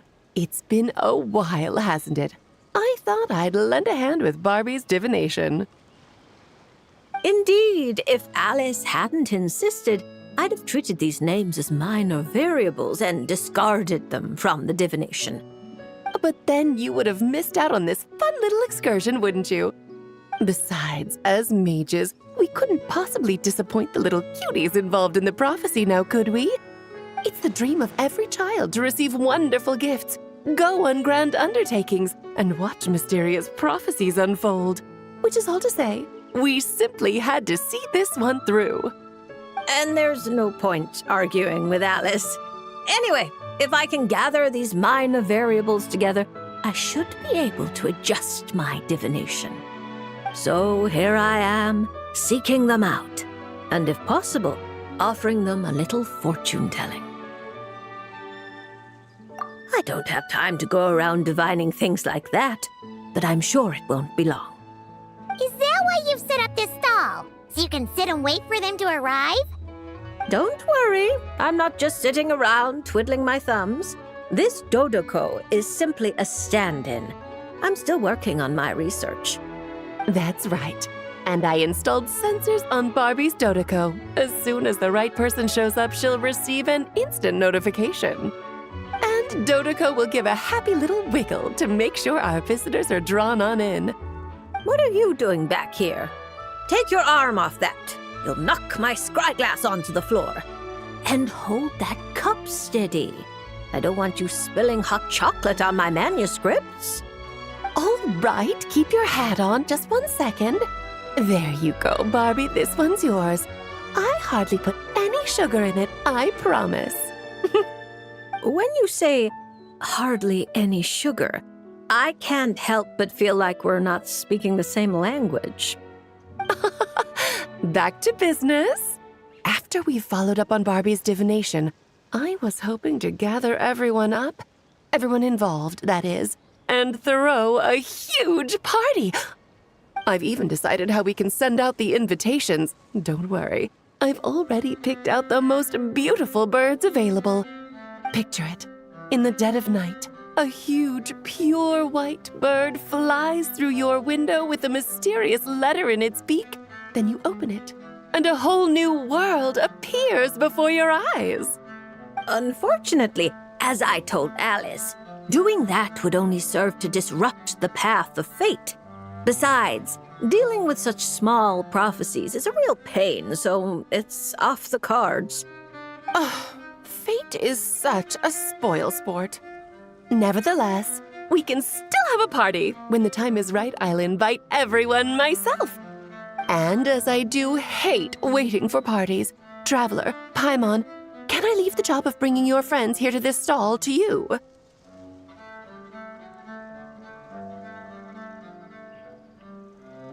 Then we'd be the ones disrupting the path of fate, right? Seeing as the people in the prophecy already have ties to the Traveler, in theory, their fates are already intertwined. If the Traveler steps in to invite them and hurry things along, it shouldn't have too large an effect on the divination. Reliable as always. For the sake of the party, it's in your hands. I promise to save you the best seats, closest to the cake. Barbie, why are you tearing that paper apart? What are you doing? I'm using it to plug my ears. Between you and Nicole, if my head isn't hurting, then my ears are. Ugh, I miss Octavia.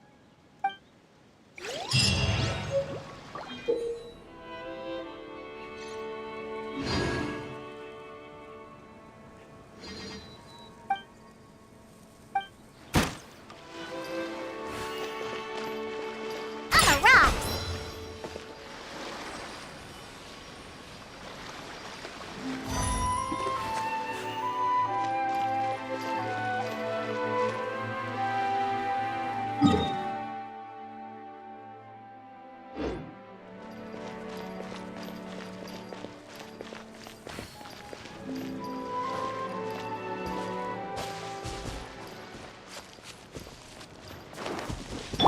I'll catch up.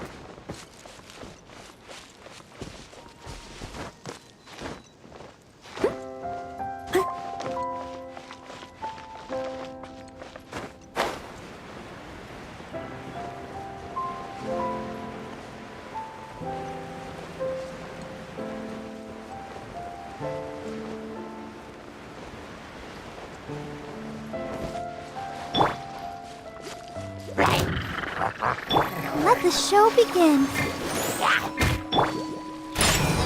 Let's fight!